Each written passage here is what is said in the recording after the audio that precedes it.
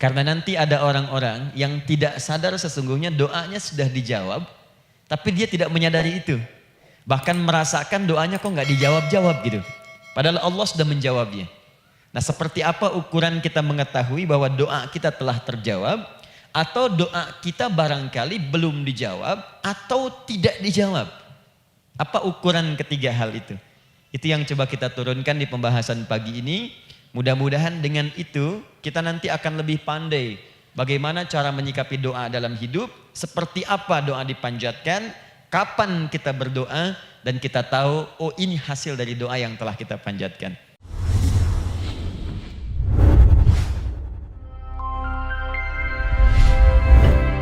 Alhamdulillahi Rabbil Alamin alladhi amarana bid-du'a faqala wa qala rabbukum ud'uni astajib lakum fawa'adana bil ijabati faqala wa idza sa'alaka 'ibadi 'anni fa inni qarib ujibu da'watad da'i idza da'an wassalatu wassalamu ala rasulillahi alladhi وعدنا بالإجابة عندما ندعو إلى الله سبحانه وتعالى فقال من ضمن دعائه في أسماء الحسنى اقتداء من أصحابه صلى الله عليه وسلم أرأيت ماذا دعوت فقد دعوت بأسمائه الأعظم إذا دعي بها أجاب وإذا سئل بها أعطى اللهم صل وسلم وبارك على رسولك الكريم النبي الأمين وعلى آله وصحبه وأمته إلى يوم الدين أما بعد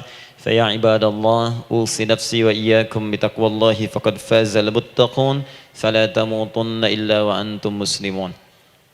Saudariku sekalian, para ibu baik yang di dalam ruang masjid ataupun yang di luar masjid, di sekitaran Masjid Trans Studio, saya ingin mengajak pada seluruhnya tanpa kecuali, mari kita senantiasa bersyukur pada Allah Subhanahu wa taala atas nikmat yang telah kita dapati sampai dengan pagi hari ini. Syukur itu selalu menambah ketenangan di dalam jiwa. Syukur itu bisa mengentaskan sebagian persoalan hidup yang kita rasakan. Syukur itu bisa menambah kekuatan dari perasaan lemah yang kita rasakan. Dan syukur itu puncaknya bisa mengantarkan ke dalam surga terbaik yang dijanjikan, hingga Allah menyebutkan kemudian dalam Al-Quran, wa qalilun min ibadiyas syakur, sedikit sekali di antara hamba-hambaku itu yang bisa menjadi orang yang pandai bersyukur kepada Allah Subhanahu wa taala. Mudah-mudahan hidupan kita sampai hari ini seluruhnya diterima oleh Allah Subhanahu wa taala sebagai amal saleh, dan semoga yang belum mendapatkan hidayah untuk berislam sampai dengan pagi hari ini dihunjamkan hidayah kepada dalam jiwanya oleh Allah Subhanahu wa taala agar bisa berislam sebelum wafat menghadap Allah Subhanahu wa taala. Baik, hari ini kita akan belajar. Saya akan cepat masuk kepada pembahasan karena waktu kita cukup singkat, tentang orang-orang yang dikabulkan doanya yang tersebut dalam Al-Quran khususnya dan sunnah-sunnah Rasulullah sallallahu alaihi wasallam. Kita akan bagi pembahasan kita ke dalam 3 bagian. Pertama, kenapa kita mesti berdoa? Di poin pertama. Kenapa kita mesti berdoa? Yang kedua, bagaimana cara berdoa yang baik, yang cepat dikabulkan oleh Allah Subhanahu wa taala? Yang pertama, mengapa kita mesti berdoa? Esensi doa itu apa, kan? Yang kedua, bagaimana cara berdoa yang sekiranya cepat dikabulkan oleh Allah Subhanahu wa taala. Dan yang ketiga, kita akan melihat ukuran pengabulan doa. Seperti apa doa itu dikabulkan. Karena nanti ada orang-orang yang tidak sadar sesungguhnya doanya sudah dijawab, tapi dia tidak menyadari itu. Bahkan merasakan doanya kok nggak dijawab-jawab gitu. Padahal Allah sudah menjawabnya. Nah, seperti apa ukuran kita mengetahui bahwa doa kita telah terjawab, atau doa kita barangkali belum dijawab, atau tidak dijawab? Apa ukuran ketiga hal itu? Itu yang coba kita turunkan di pembahasan pagi ini. Mudah-mudahan dengan itu kita nanti akan lebih pandai bagaimana cara menyikapi doa dalam hidup, seperti apa doa dipanjatkan, kapan kita berdoa, dan kita tahu oh ini hasil dari doa yang telah kita panjatkan. Sepakat sampai di sini? Baik ya, tinggal sepakat saja ya. Kan biasanya yang nerangkan saya, nulis saya, ngapus saya sampai selesai pula. Baik, ayo kita mulai. Bismillah. Mengapa kita mesti berdoa? Kita buka dulu ibu sekalian. Ya, yang di ruangan ini ataupun yang di bawah, semuanya insya Allah memiliki kemuliaan yang sama di hadapan Allah Subhanahu wa taala sesuai dengan keikhlasannya, ya, sesuai dengan keikhlasannya. Karena hadisnya umum sifatnya. Man salaka tariqan yaltamisu fihi ilma, sahhalallahu lahu tariqan ilal jannah. Siapa yang menyiapkan dirinya menempuh perjalanan dan dia meniatkan ingin belajar pengetahuan agama walaupun sedikit, maka dia akan dapat balasan dari Allah, minimal setiap langkahnya akan dicatat meringankan langkah dia ke surga nantinya. Ya, dan di situ tidak disebutkan khusus bagi yang di dalam ruangan masjid. Lantai 2 lagi misalnya. Tidak. Ya, jadi yang di sekitaran, yang di depan semua berdasarkan niatnya, ya. Berdasarkan niat dan kuantitas amalannya. Di kuantitas itu tambah. Mungkin Ustadz belum datang, ibu ada yang berzikir, ada yang baca Al-Qur'an, ada yang istighfar, itu yang nambah pahala. Ya. Kalau yang pasang status, pasang kamera, ya itu saya nggak tahu. Ayo kita kembalikan sini. Pertama, Quran surah ke-7 ayat 172. Quran surah ke-7 Al-A'raf ayat 172. Kemudian setelah itu diperintahkan dalam Al-Quran surah ke-40 Ghafir ayat ke-60. Lalu kita praktekkan ini dalam keseharian kita. Saya beri contoh misalnya Quran surah ke-2 ayat ke yang paling banyak nih dibaca 201. Kadang-kadang misalnya Quran surah ke-2 ayat 286. Banyaklah. Quran surah ke-7 ayat 23 misalnya dan seterusnya. Ini bagian pertama.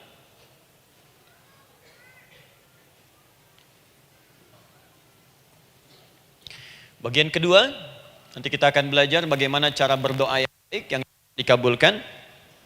Kita ambil satu, Quran ke-2 ayat 186.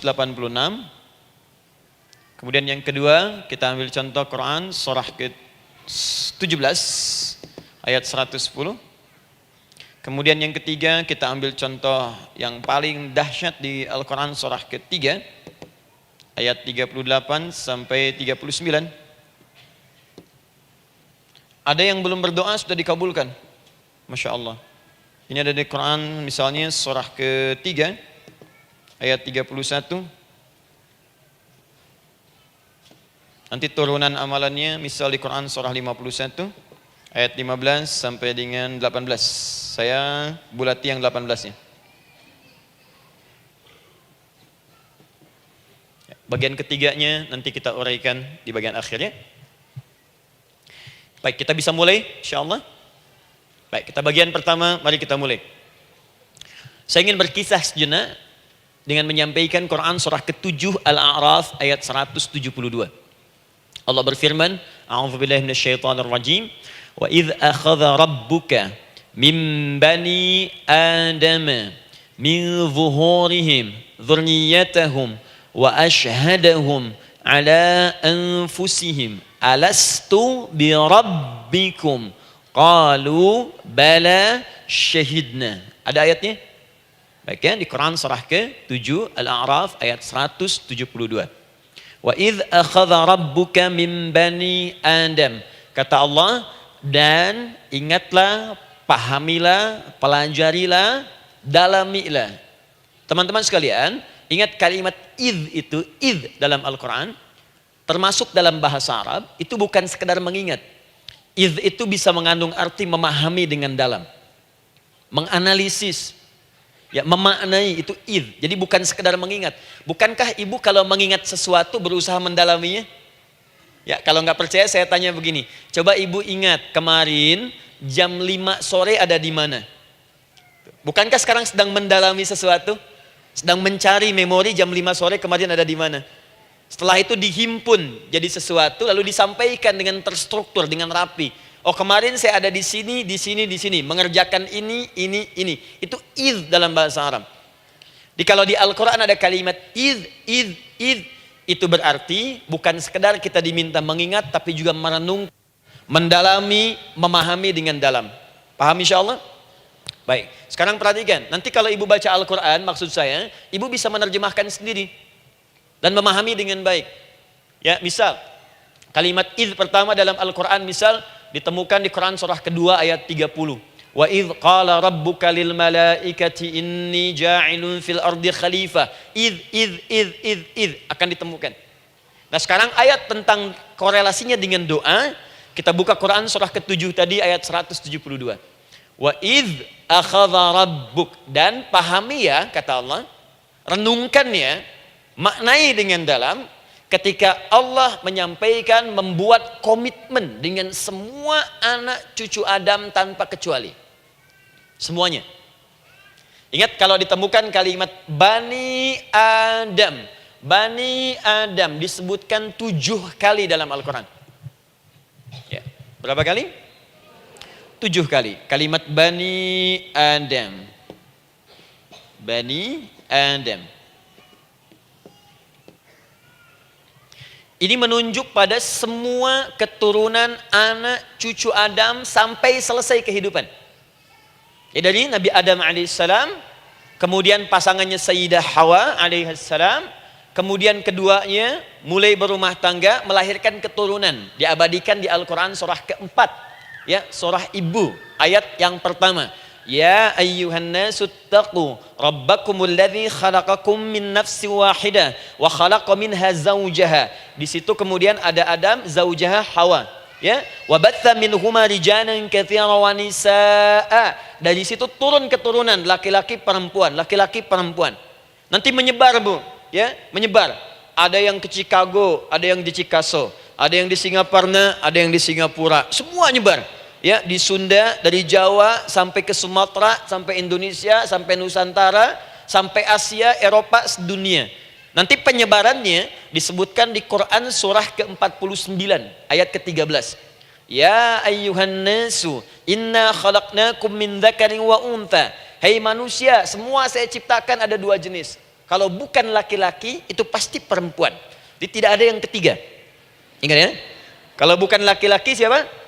Perempuan. Jadi tidak ada misalnya, maaf, laki-laki yang keperempuan-perempuanan, yang gerakannya melambai, ya, kata-katanya terlampau lembut misal, dan tidak ada pula perempuan yang perkasa, ya, terlampau kuat misalnya, melampaui batas-batas standarnya. Jadi kalau bukan laki-laki pasti perempuan. 2 saja. Jadi kalau misalnya masih ada yang bingung, tentukan dirinya, ya, dan lihat fitrahnya. Lihat fitrahnya. Baik, kemudian waja'alnakum syu'uban wa qabaila. Kami tempatkan kalian mungkin beda-beda tempat. Syu'ub, beda tempat. Ya, ada yang misalnya RT, RW, kecamatan, beda kampung, beda negara, sampai seluruh dunia.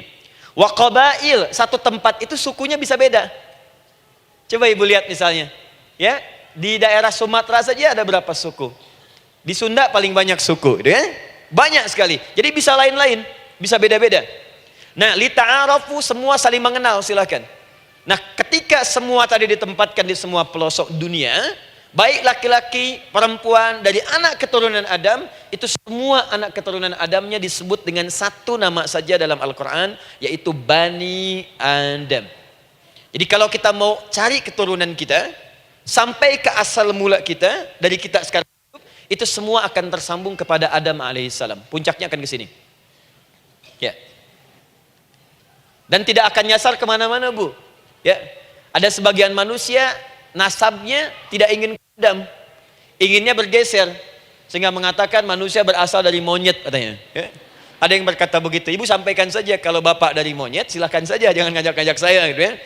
Nah, jadi semua manusia itu pasti akan kembali ke sini, ya, ke Adam alaihissalam. Karena itu saya pernah sampaikan termasuk di sini di hadapan ibu semua, masih ingat? Mukjizat pertama Rasulullah sallallahu alaihi wasallam saat lahir ke muka bumi. Ingat, Nabi itu sebelum dilantik menjadi Rasul dalam usia 40 tahun, turun surah Al-Alaq, itu diberikan oleh Allah keistimewaan tanda-tanda kenabian. Apa di antara tandanya? Allah perjelas nasab keturunannya sampai Nabi Adam, padahal lahirnya itu ayahnya sudah wafat. Di lahir beliau ayahnya wafat tapi nasabnya diperjelas sampai Nabi Adam. Sehingga jelas, orang tidak bisa menyoal. Ini orang nggak jelas nih, ya. Kan suka ada begitu, Bu, ya. Tiba-tiba datang menerangkan sesuatu, siapa itu? Itu nggak jelas. Bahkan sekarang sering muncul statement, siapa sih ustadz itu? Itu ustadz nggak jelas. Ya. Nabi nggak bisa disoal karena semuanya jelas. Nasabnya jelas, keturunannya jelas, kemuliaannya jelas, ilmunya jelas. Jadi kalau orang mau menyoal nggak punya peluang. Siapa kamu Muhammad? Saya jelas keturunannya. Muhammad SAW bin Abdullah, bin Abdul Muttalib, bin Hashim, bin Abdul Manaf, bin Qusay, bin Murrah, bin Kilab, bin Ka'ab, bin Ghalib, bin Fihir, bin Malik, bin Nadar, bin Kinana, bin Khuzaimah, bin Mudrika, bin Ilyas, bin Nizar, bin Mudar, bin Ma'ad, bin Adnan, bin Addi, bin Adri, bin Muqawwam, bin Nagur, bin Tarih, bin Ya'rub, bin Yasjub, bin Nabit, bin Ismail AS, bin Ibrahim AS, bin Azar atau bin Nakhur, bin Abir, bin Kinan, bin Arfakhshad, bin Sam, bin Nuh AS, bin Mikhlail, Matushala, bin Kinan, bin Anwas, bin bin Adam alaihissalam. Coba ulangi. Jelas. Jelas. Jadi orang nggak bisa nyoal, itu mukjizat, ya. Keistimewaan pertama sebelum Allah kemudian angkat menjadi nabi dan rasul di usia 40 tahun. Jadi kalau ibu ditanya, kamu jelas enggak? Jelas. Apa binnya? Bin Bani Adam. Itu bocoran dari Al-Quran. Ya, kalau ditanya keturunan siapa kamu? Adam. Tahu dari mana? Allah yang nyampaikan langsung. Apa kata Allah? Bani Adam. Jelas, ya? Baik. Jadi ini kembali kepada Adam alaihissalam. Nah, semua anak cucu Adam yang saya garis bawahi, sejak mulai terlahir itu sudah ada komitmen dari Allah dengan anak cucu Adam ini sebelum terlahir ke dunia. Sejak dalam kandungan. Jadi kalau ibu belajar hadis, misal, dulu saya pernah amanahkan kalau ibu mau belajar dasar-dasar, cari kitabnya Imam An-Nawawi yang Al-Arba'in An-Nawawiyah, 42 hadis. Hadis keempat, ya, paling kiri sebelah atas di kitabnya. Dari Abdullah bin Mas'ud radhiyallahu taala anhu, ya. Qala Nabi sallallahu alaihi wasallam bahwa shadiqul masduq.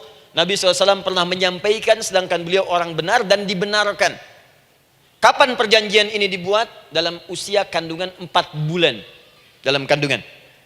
Inna ahadakum yujma'u fi batni ummihi. Setiap kalian yang akan terlahir dari anak cucu Adam, kecuali Adam, Bu, ya. Ingat, kecuali Adam, kecuali Hawa, karena ini asal mula manusia keduanya. Tapi keturunan Adam dan Hawa akan mengalami proses yang sama. Dikandung dulu ibundanya, kemudian terlahir. Adam tidak dikandung, ingat, Adam tidak ada bapak, Adam tidak ada ibu.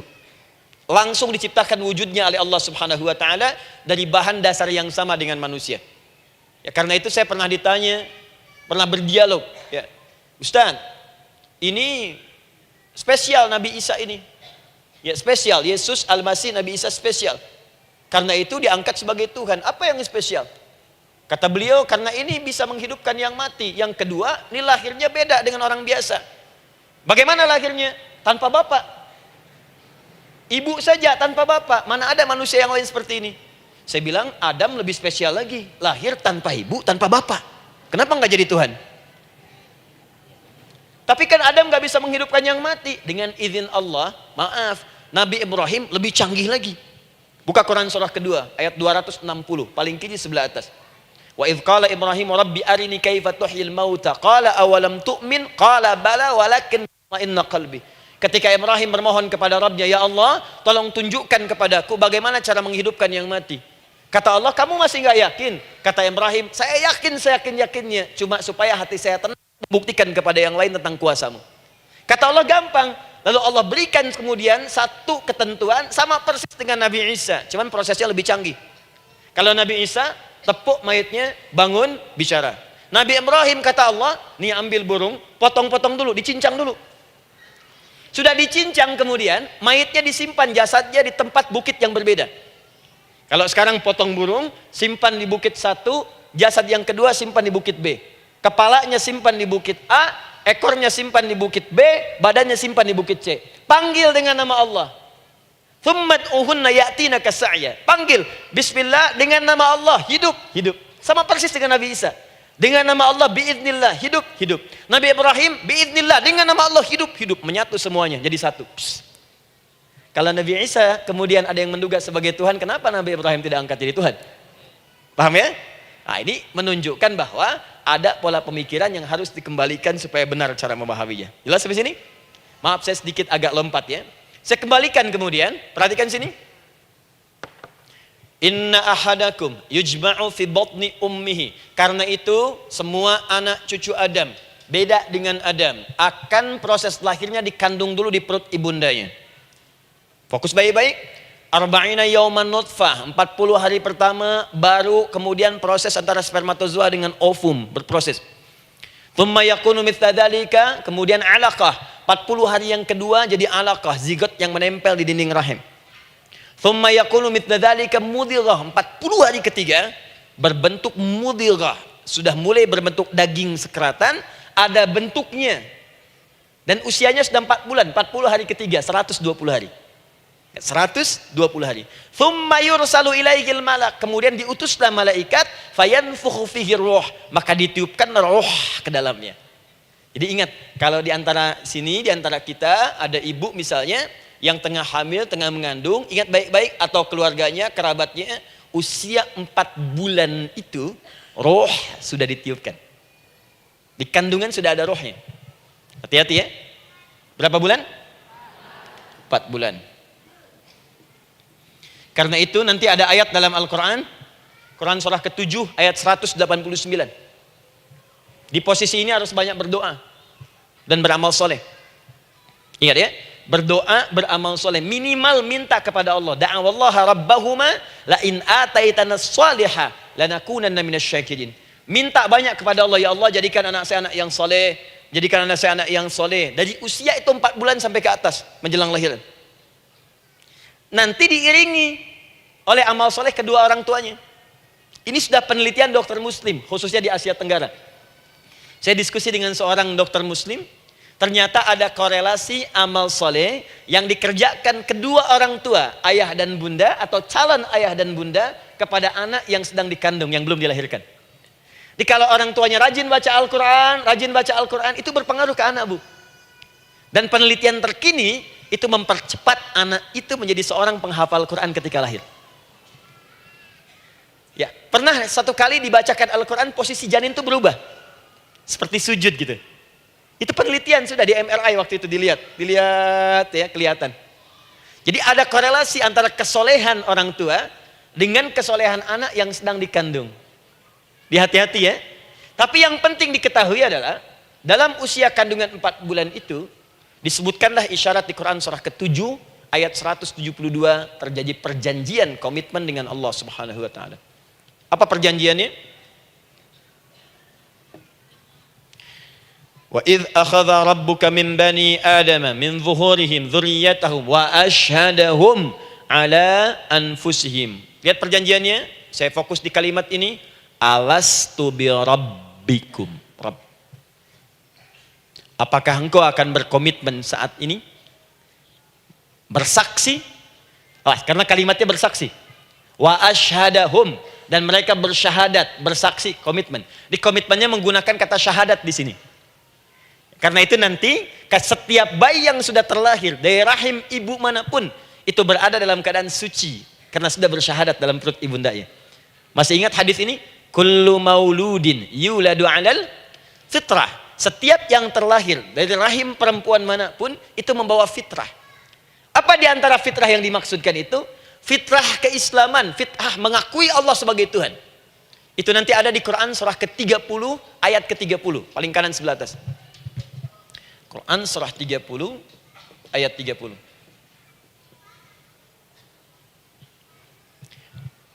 Fa'aqim wajhaka lid-dini hanifa. Hei setiap manusia, fa'aqim wajhaka, hadapkan, pasrahkan, arahkan dirimu sepenuhnya. Lid-dini, pada ketentuan ad-din, hanifa, dengan lurus. Di setiap manusia itu punya fitrah untuk beragama. Punya kecenderungan untuk mencari Tuhan. Silakan ibu cek, manusia manapun yang pernah hidup, itu pasti akan mencari Tuhan. Silakan. Karena itu Allah beri jalan, begini cara mencarinya. Fitratallahi allati fataran nasa 'alaiha, itulah fitrah manusia yang telah Allah berikan pada dirinya bahkan sebelum dia terlahir. Di antara fitrah manusia ada kecenderungan untuk mencari Tuhan. Ada kecenderungan untuk mendekat kepada Allah. Bahasa Qur'annya din lidini hanifa. Apa itu din? Itulah Islam. Quran surah ketiga ayat 19. Inna dina indallahil Islam. Karena itu silakan cek, semua orang itu pasti akan mencari Tuhan. Setiap manusia. Ada yang melihat kayaknya ada di hewan, kayaknya ada di pohon, kayaknya ada di alam, kayaknya ada di patung, kayaknya ada di... Mencari dia. Terus Allah beri jalan. Kalau kamu ingin mencari yang benar, din yang dimaksud Islam, diberikanlah tuntunan dalam Islam. Jelas sampai sini? Baik. Karena itulah kemudian setiap bayi yang terlahir itu disebut oleh Nabi dia suci, dia bersih karena telah membawa risalah Islam dalam dirinya. Hanya sayang nanti fa'abawahu yuhawidanihi au yunassaranihi au yumajjisanihi. Lingkungan nanti akan merubah dia keluar dari fitrahnya. Bisa dipengaruhi, tiba-tiba berubah misalnya keyakinan. Bisa karena kejadian tertentu dia jauh dari Allah Subhanahu wa taala. Dia muslim, cuman karena kondisi tertentu, pekerjaan menjauhkan dia dari Allah, lupa sholat. Telenovela menjauhkan dia dari Al-Quran. WhatsApp, Facebook, media sosial melupakan dia dari ibadah. Coba ibu, kalau online setiap hari berapa kali dengan media sosial? Ganti status. Online dengan Allah berapa kali dalam sehari? Coba hitung. Online dengan Allah yang paling maksimal kan sholat fardu 5 kali. Kalau 1 kali 5 menit kali 5 cuma 25 menit. 25 menit online dengan Allah. Berapa menit online dengan media sosial yang tidak nyata? Dan cita-cita masuk surga. Ayo sini. Nah, saya belum selesai. Jadi yang pertama, dalam perjanjian 4 bulan ini, pertama ada komitmen bersyahadat menuhankan Allah. Tapi yang kedua, ini yang dahsyat. Perhatikan kalimatnya, fokus. Saat Allah memperkenalkan dirinya, dalam kandungan kita, usia 4 bulan itu, dengan nama apa Allah memperkenalkan dirinya? Coba lihat ayatnya. Alastu bi rabbikum, dengan nama Rabb. Wa idh akhadha rabbuka min bani adama dzurriyyatahum. Awas, wa ashhadahum ala anfusihim. Alastu bi rabbikum, dengan nama Rabb. Nah, ibu sekalian, kata Rabb ini itu berasal dari kata ar-rububiyah. Ar-rububiyah yang berarti sifat merawat, memberikan semua kebutuhan. Saya ulang ya. Merawat, memberikan semua kebutuhan. Sudah? Menyayangi, memaafkan, mengasihi, mengampuni. Masya Allah. Merawat, memenuhi sebuah kebutuhan, menyayangi, memaafkan, mengampuni. Jadi semua hal yang terkait dengan perhatian ada pada kalimat Rabb. Sifatnya disebut dengan rububiyah. Zat yang memperhatikannya disebut dengan Rabb, namanya Rabbun. Baik. Pelan-pelan. Nah, seakan-akan Allah ingin berkata begini, hei, engkau buat perjanjian dengan saya sekarang. Engkau bersaksi, saya sebagai Tuhan, siap bersaksi, menuhankan saya. Nanti ketika kamu lahir, apapun yang kamu butuhkan dalam kehidupan, aku akan berikan. Kamu akan saya rawat, kalau sakit, kamu saya sembuhkan. Minta sesuatu yang kamu butuhkan, saya akan berikan. Kamu butuh sesuatu, saya akan hadir. Kamu salah minta maaf, saya maafkan. Kamu dosa minta ampun istighfar, saya ampuni. Kamu ingin sesuatu yang lebih baik, saya berikan. Pokoknya semua yang kamu inginkan selama engkau butuhkan itu baik, aku berikan. Kira-kira, maaf Bu ya, maaf sekali. Kalau ada yang nawarkan pada ibu, mau nggak ikut saya? Nanti sebuah kebutuhannya saya berikan. Kalau sakit saya berikan jaminan kesembuhannya. Kalau butuh sesuatu saya berikan. Kalau ingin ini itu selama butuh saya sampaikan. Kira-kira ibu nolak atau ikut? Baik. Ikutnya mikir dulu atau tidak? Tidak. Jangankan yang tinggi-tinggi Bu ya, suami aja nawarkan, "Mah, mau nggak ikut papa? Papa nanti kasih handphone S10. Sama gelang nggak Pak? Ikut ya. Dan tanpa pikir. Dalam bahasa Arab, sesuatu yang disetujui tanpa difikirkan lagi, itu disebut bala namanya. Bala, sekali saja. Sekali, ya, tidak dua kali. Tidak ditambah, tidak dikurangi. Ingat, kalau Allah sudah sampaikan kalimat, jangan tambah, jangan kurangi. Ya. Bala, tidak ditambah nga, tidak disebutkan dua kali. Bala. Ya. Bala itu artinya siap. Ya. Tanpa pikir. Karena memang nggak ada yang dipikirkan lagi. Apa yang mau dipikirkan? Semua kebutuhan dikasih. Semua keinginan dikabulkan sepanjang baik. Kalau sakit ada jaminan disembuhkan, dikasihi, disayangi, salah dimaafkan. Ya, kalau dosa diampuni, apalagi yang kurang, nggak ada aib, nggak ada yang kurang, sempurna semua. Kita katakan bala tanpa fikir. Karena itu, perhatikan, setiap kita kemudian, ibu sekalian, datang terlahir ke bumi, mengalami kehidupan, fitrah kita setiap mendapatkan kebutuhan, kita akan menyebut nama Allah Subhanahu wa Ta'ala dengan nama yang telah dijanjikan itu. Silakan ibu cek. Bukankah ibu ketika ada kesulitan memohon kepadanya? Ya Allah, tolong sembuhkan ya Allah. Ya Allah, lancarkan ya Allah. Ya Allah, sukseskan suami saya. Ya Allah, tenangkan kehidupan rumah tangga kami. Ya Allah, anugerahkan solusi. Ya Allah, sembuhkan ibu saya. Semua minta kan? Dan dahsyatnya, ketika ibu memohon kepada Allah itu, ibu gunakan kalimat yang telah disepakati ketika Allah sampaikan kepada kita. Rabb, Rabb, Rabb. Perhatikan, kalau ibu berdoa, doa apa paling favorit? Rabbana atina fid dunya hasanah. Fil akhirati hasanah. Wa qina. Doa apa itu? Sapu jagat. Bu bayangkan, Nabi aja nggak tahu tuh istilah itu sapu jagat. Ibu tahu? Wah, Masya Allah, Indonesia kreatif. Luar biasa. Ada doa sapu jagat, nggak ada doa sapu nggak ada jagatnya, ada doa jagat nggak ada sapunya. Wah, pokoknya luar biasa lah. Ya. Ya, lihat, bukankah kalimatnya dibuka dengan Rabb? Rabbana atina fid dunya sana.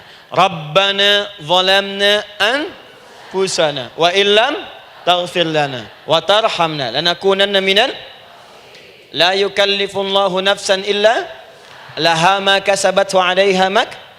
Perhatikan, Rabbana la innasina Rabbana Rabb. Ini ayatnya. Sapu jagat Quran surah 2 ayat 201. La yukallifullahu Quran surah 2 ayat 286. Rabbana zalamna Quran surah 7 ayat 23. Yang ingin saya sampaikan, setiap kita butuh sesuatu, kita menyebut namanya dengan kalimat Rabb. Kenapa kita katakan Rabb? Karena Allah sendiri menyebutkan dengan kalimat Rabb. Alastu bi rabbikum, saya nanti adalah Tuhan yang akan memperhatikan kalian, menyayangi kalian. Saya Tuhan yang akan merawat kalian, memberikan semua kebutuhan. Makanya ibu tuh kalau ada persoalan nagih seakan-akan ke Allah. Ya Allah, kan engkau yang berjanji kepada saya. Engkau yang berjanji, engkau yang menepati ya Allah, karena engkau Tuhan. Kalau manusia, dia berjanji, dia yang mengingkari. Dia awali, dia yang akhiri. Tapi engkau beda ya Allah. Kenapa? Engkau berjanji, engkau yang menepati. Quran surah ketiga ayat 9. Innallaha la yukhliful mi'ad. Engkau yang berjanji, engkau yang menepati. Engkaulah awal dan akhir dari semua hal. Engkau mengatakan saya Rabb yang akan memberikan semua kebutuhan. Sekarang saya butuh ya Allah. Engkau berjanji akan menyembuhkan, sekarang saya sakit ya Allah. Engkau berjanji akan memberi solusi, sekarang saya sedang punya masalah ya Allah. Engkau berjanji akan memberikan kesuksesan, sekarang saya sedang menapaki itu ya Allah. Makanya ibu sebutkan kalimat Rabb, Rabb, Rabb, Rabb. Jadi sesungguhnya doa itu adalah fitrah dari setiap manusia, karena mulai dibangun komitmen sebelum dia dilahirkan ke muka bumi. Jadi kalau kita bicara tentang doa, doa itu fitrah kehidupan bagi setiap manusia. Hidup. sekaligus penanda komitmen yang membedakan antara Khalik dengan makhluk, hamba dengan Allah, manusia dengan Tuhan. Kan Allah katakan, saya Rabb ya, saya yang ngasih, saya yang Tuhan. Berarti kita yang makhluk kan? Kita yang butuh kan? Allah yang memberi, kita yang butuh. Untuk membedakan mana yang butuh, mana yang ngasih, maka pembedanya adalah doa. Jadi kalau ada manusia yang nggak pernah doa selama hidup, itu tandanya ada yang salah dengan kehidupannya. Karena seakan-akan dia nggak butuh Tuhan. Sebab perbedaan manusia dengan Tuhan itu sebelum lahir, salah satunya ditunjukkan dengan sifat butuh kita kepada Allah. Makanya sekaya-kayanya orang itu pasti berdoa. Manusia paling kaya di muka bumi pun kalau besoknya mau ada pekerjaan atau proyek, dia berdoa dulu tuh. Ya Tuhan, tolong lancarkan proyek ini. Butuh. Pejabat setinggi-tingginya, kalau sudah mau mulai kemudian ada pemilihan, kalau mulai ada kebijakan, kalau mulai ada apapun berdoa juga. Itu tandanya butuh. Butuh. Di setiap manusia itu pasti butuh dengan Allah. Karena itu kalau ada manusia yang nggak pernah berdoa selama hidupnya, itu langsung mendapatkan kecaman dari Allah dan dijamin akan masuk neraka yang paling dalam. Karena seakan-akan dia sudah nggak butuh dengan Allah. Saya ulang ya, saya ulang. Doa itu fitrah hidup manusia yang sekaligus menunjukkan statusnya sebagai hamba. Jadi kalau ibu update status di media sosial, mulai sekarang tuliskan hamba. Hamba. Sudah. Mau sifatnya apapun tetap hamba.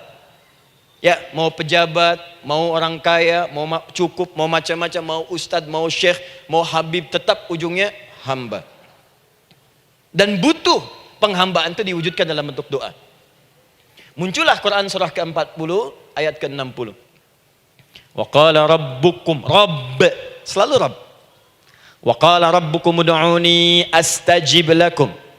Innal ladzina yastakbiruna an ibadati, awas, sayadkhuluna jahannama dakhirin. Allahu akbar. Dan Rabbmu berfirman, mengingatkan kembali kepada kalian semua, hei hamba-hambanya. Kalau ada kebutuhan, kalau ada masalah, kalau ada permintaan, kata Allah, ayo doa sama saya. Minta.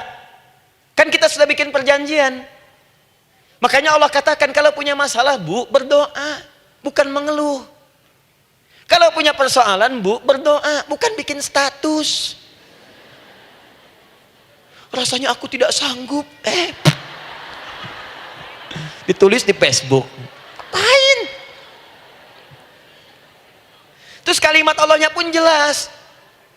Minta kepadaku, bukan mengeluhkannya.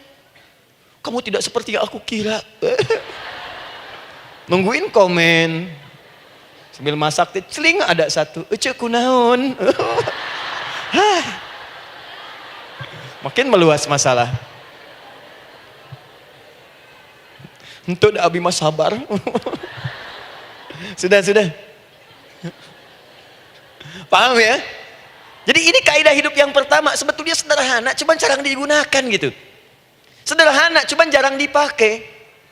Kata Allah kan, kamu doa itu, saya kasih ketenangan. Jadi Bu, gini, doa itu manfaatnya, walaupun solusi belum datang, tapi hati tenang. Tenang. Jadi kalau mau curhat-curhat sama Allah, sampaikan, minta, mohon, berikan. Minimal tenang. Saya kasih rahasia ya. Ini di antara kita saja nih. Lihat sini. Saya hapus dulu deh. Bismillah. Masya Allah. Mau ngapus sendiri, nulis sendiri, penghapus, lari sendiri.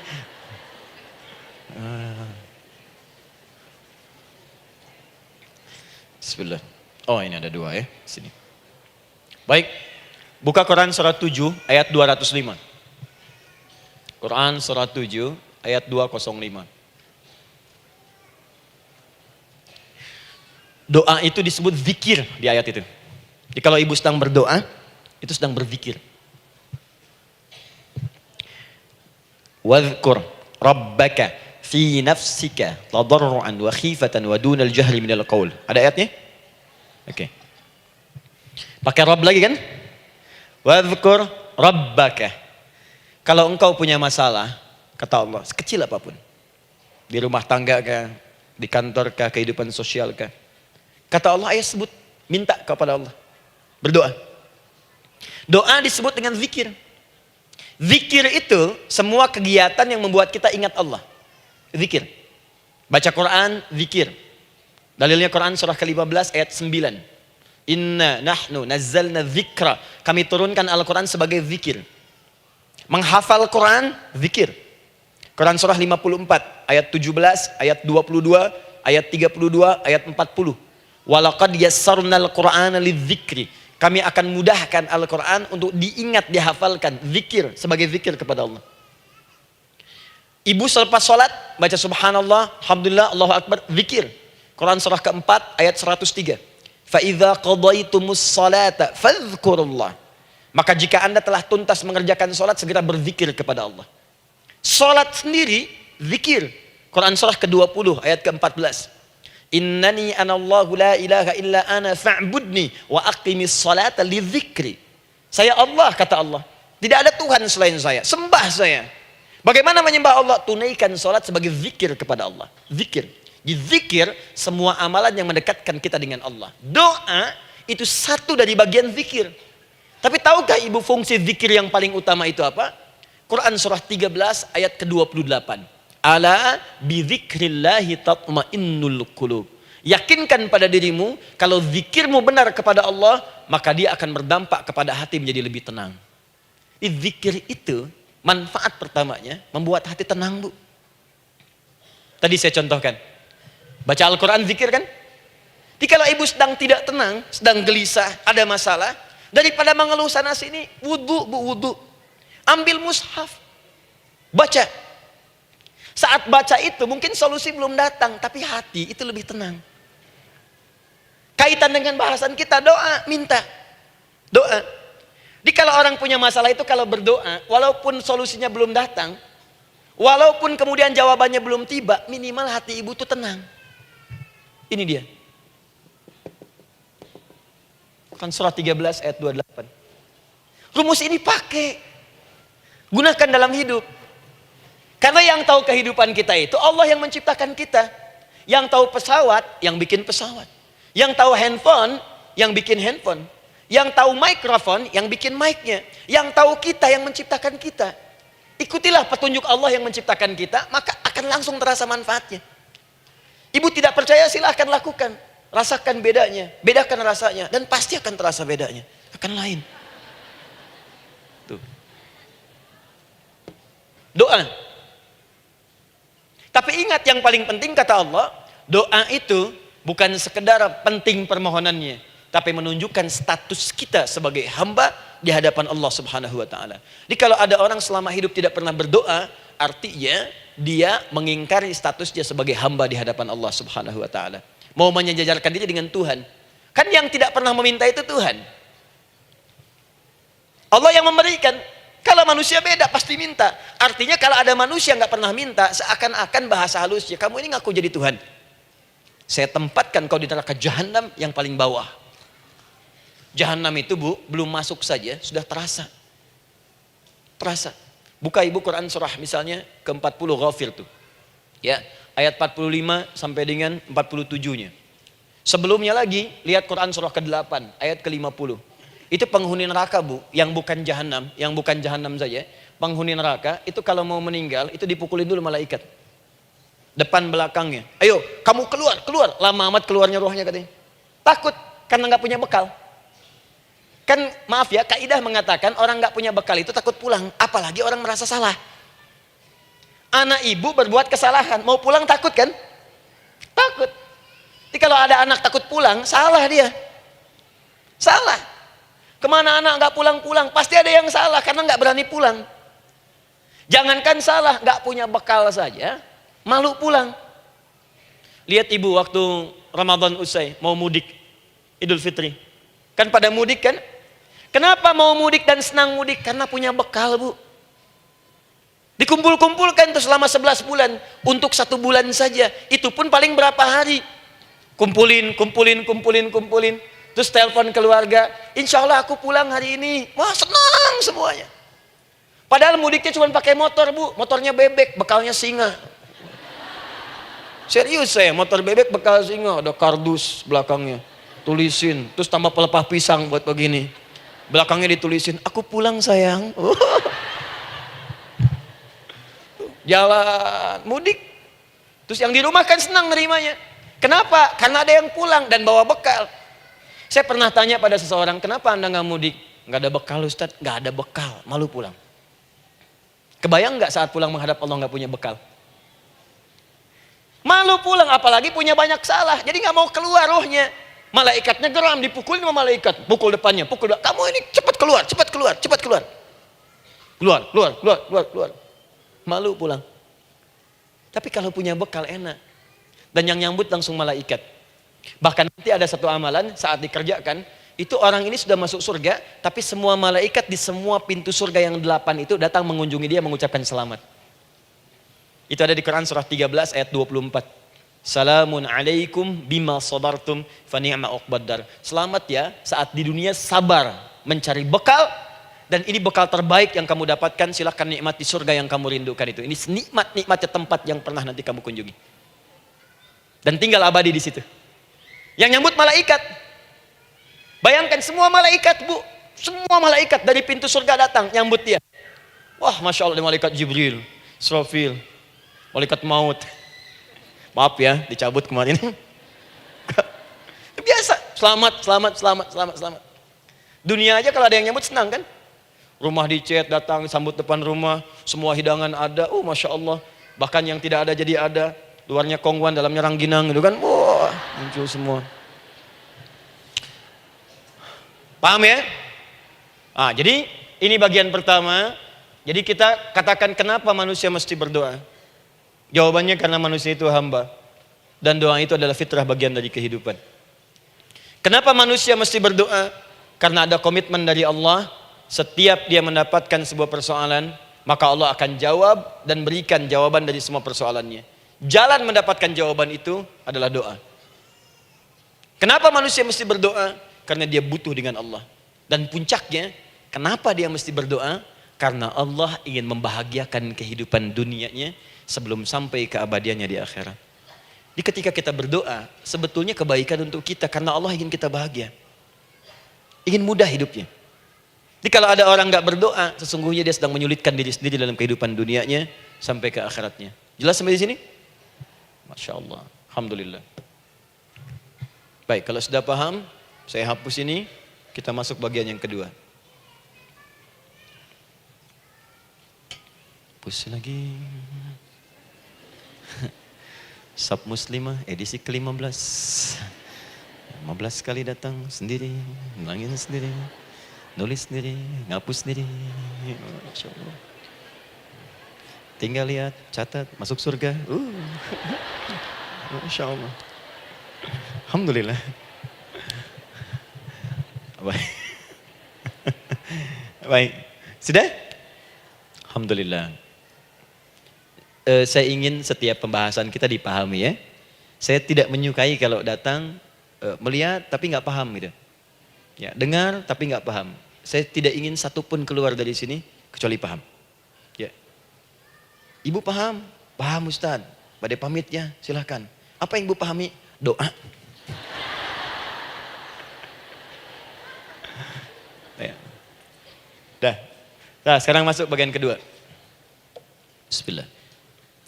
Kalau sudah mengerti yang tadi, persoalannya adalah bagaimana cara kita memohon kepada Allah. Itu dia.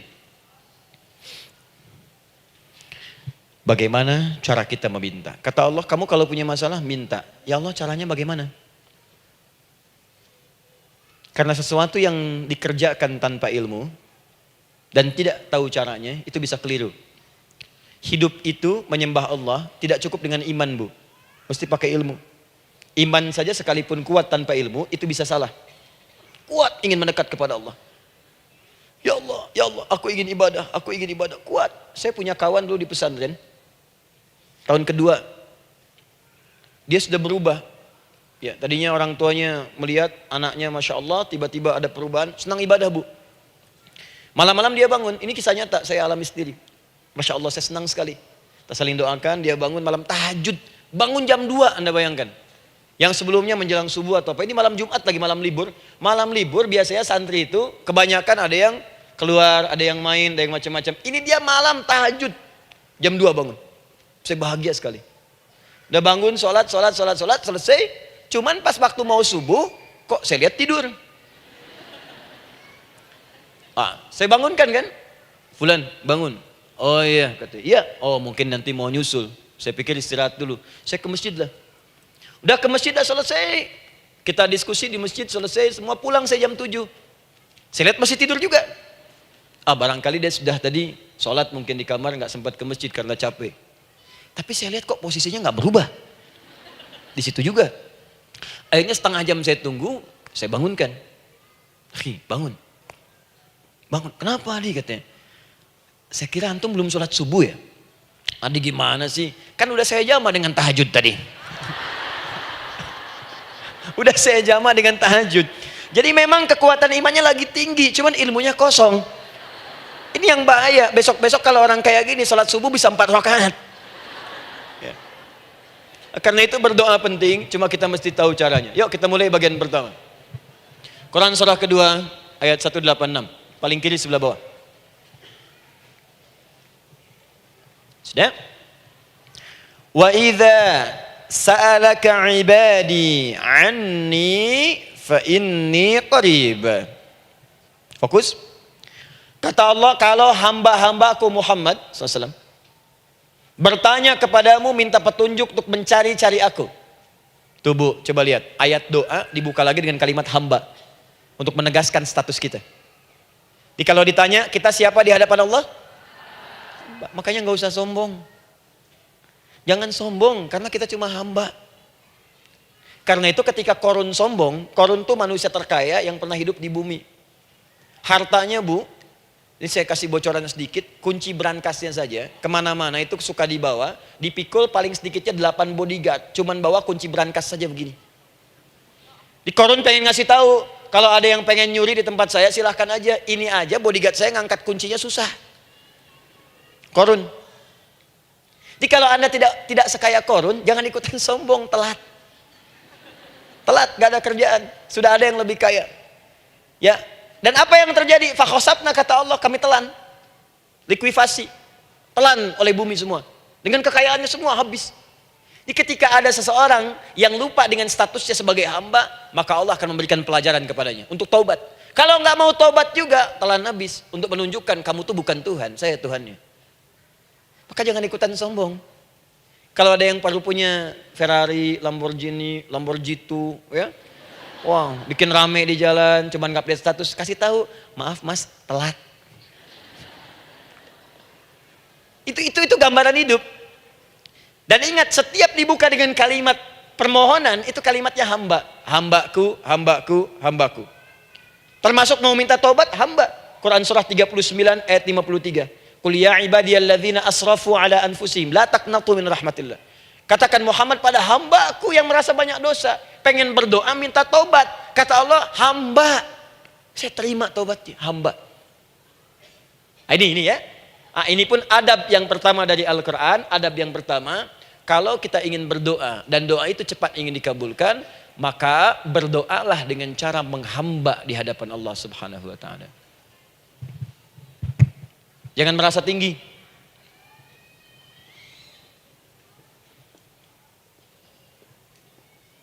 Saya turunkan caranya. Bagaimana cara menghamba itu dengan cara yang baik? Fokus. Wa idza sa'alaka ibadi anni, Muhammad SAW, jika ada hamba-hambaku bertanya padamu tentangku, ingin mencari-cari aku. Masya Allah, ibu maaf ya, biasanya kan kalau orang mencari Allah, ingin mendekat kepada Allah, entah itu datang ke masjid, bangun malam, biasanya motifnya cuma 2. 1, ada kebutuhan, pengen berdoa, terus dekat sama Allah. Besok mau arisan, malamnya tahajud. Anak mau ujian baru puasa, kan?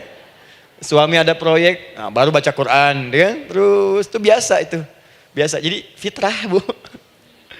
Tumben jeng tahajud, fitrah. Itu biasa itu. Ya. Yang kedua, taubat dari maksiat. Taubat. Seorang taubat ke masjid, bangun malam, doa, itu biasa.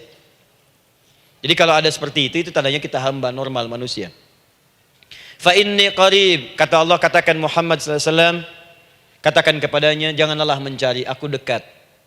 Dekat, jangan mencari, aku dekat. Jadi Bu, ketika kita butuh Allah, langsung jawab oleh Allah. Kamu mau apa? Aku dekat. Itu secara psikologi memberikan ketenangan yang paling dalam.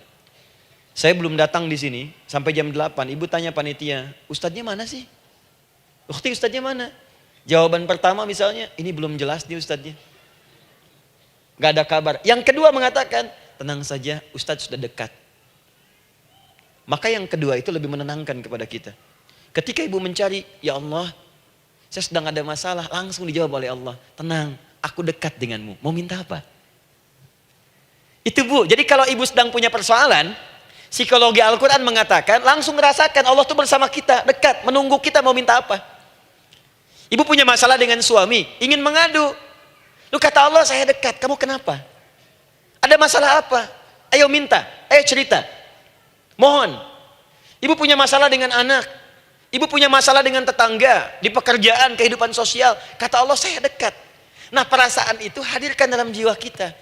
Ini sekarang jarang didapatkan. Jadi kalau ada masalah itu, hal pertama yang dilakukan itu belum ingat Allah itu masalahnya. Di kebanyakan manusia itu kalau punya masalah, selalu ingin yang pertama itu solusinya. Bukan Allahnya. Kan pemilik solusinya Allah. Jadi kalau kita ingat pada yang memiliki, maka apapun yang kita minta akan diberikan. Bahkan ada orang yang saking ingatnya dengan Allah, sebelum minta sudah dikabulkan. Itu yang dahsyat. Nah, sekarang setelah kita paham tentang kedekatan ini, kemudian kita praktekkan. Jadi Bu, ya maaf ya, ketika ibu punya masalah apapun, yang pertama diingat Allah. Allah, Engkau telah berjanji, Engkau pasti akan tepati. Ya Allah, sekarang aku ada persoalan. Nah, sekarang teruskan ayatnya. Ujibu da'watad da'i idza da'an. Ujiba.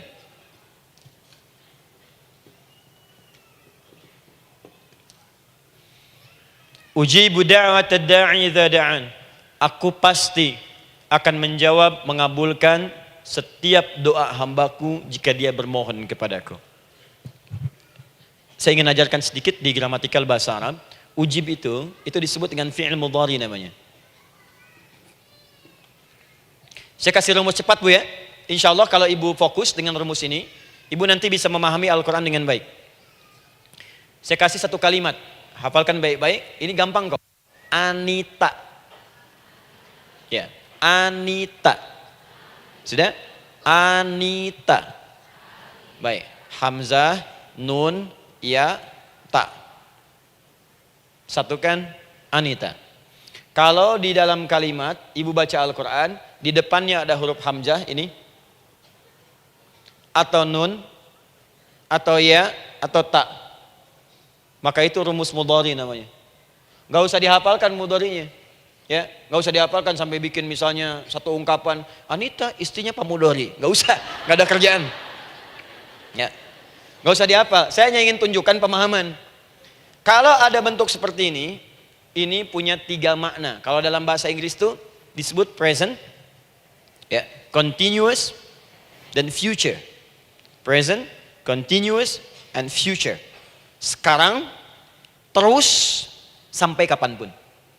Sekarang, terus berlangsung, continuous, and future, sampai kapanpun di masa depan.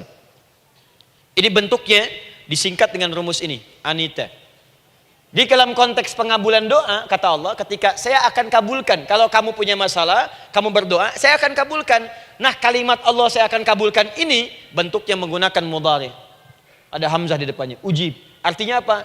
Kalau ibu sekarang berdoa, saya akan kabulkan, kata Allah.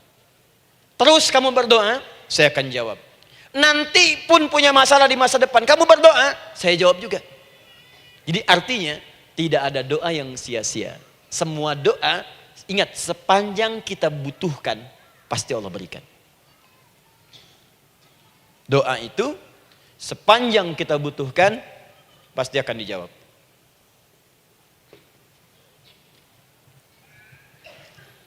Nanti kapan dijawabnya, seperti apa jawabannya, nanti bagian ketiga. Kadang-kadang minta sekarang, dijawabnya nanti. Minta sekarang, dijawab sekarang. Ada yang mintanya A, dijawabnya B. Itu yang paling dahsyat. Ya. Jadi kalau saya tanya, kalau kita berdoa, dijawab tidak oleh Allah? Ya. Itu janji Allah. Setiap orang berdoa, pasti dijawab. Nah, hanya persoalannya, seperti apa doa yang cepat dijawab itu? Apakah semua doa langsung dijawab seketika? Akankah mendapat jaminan langsung dijawab? Ternyata kalimat dijawab ini diikat dengan syarat ketentuan berlaku. Apa di antara syarat dan ketentuannya ini? Teruskan ayatnya. Falyastajibuli. Syarat pertama. Kalau doamu ingin cepat aku jawab, falyastajibuli. Maka engkau pun harus cepat merespon setiap seruanku. Jawab seruanku dengan cepat. Doa ingin dijawab oleh Allah. Maka kata Allah, kamu pun harus menjawab setiap seruanku. Jawab seruan Allah.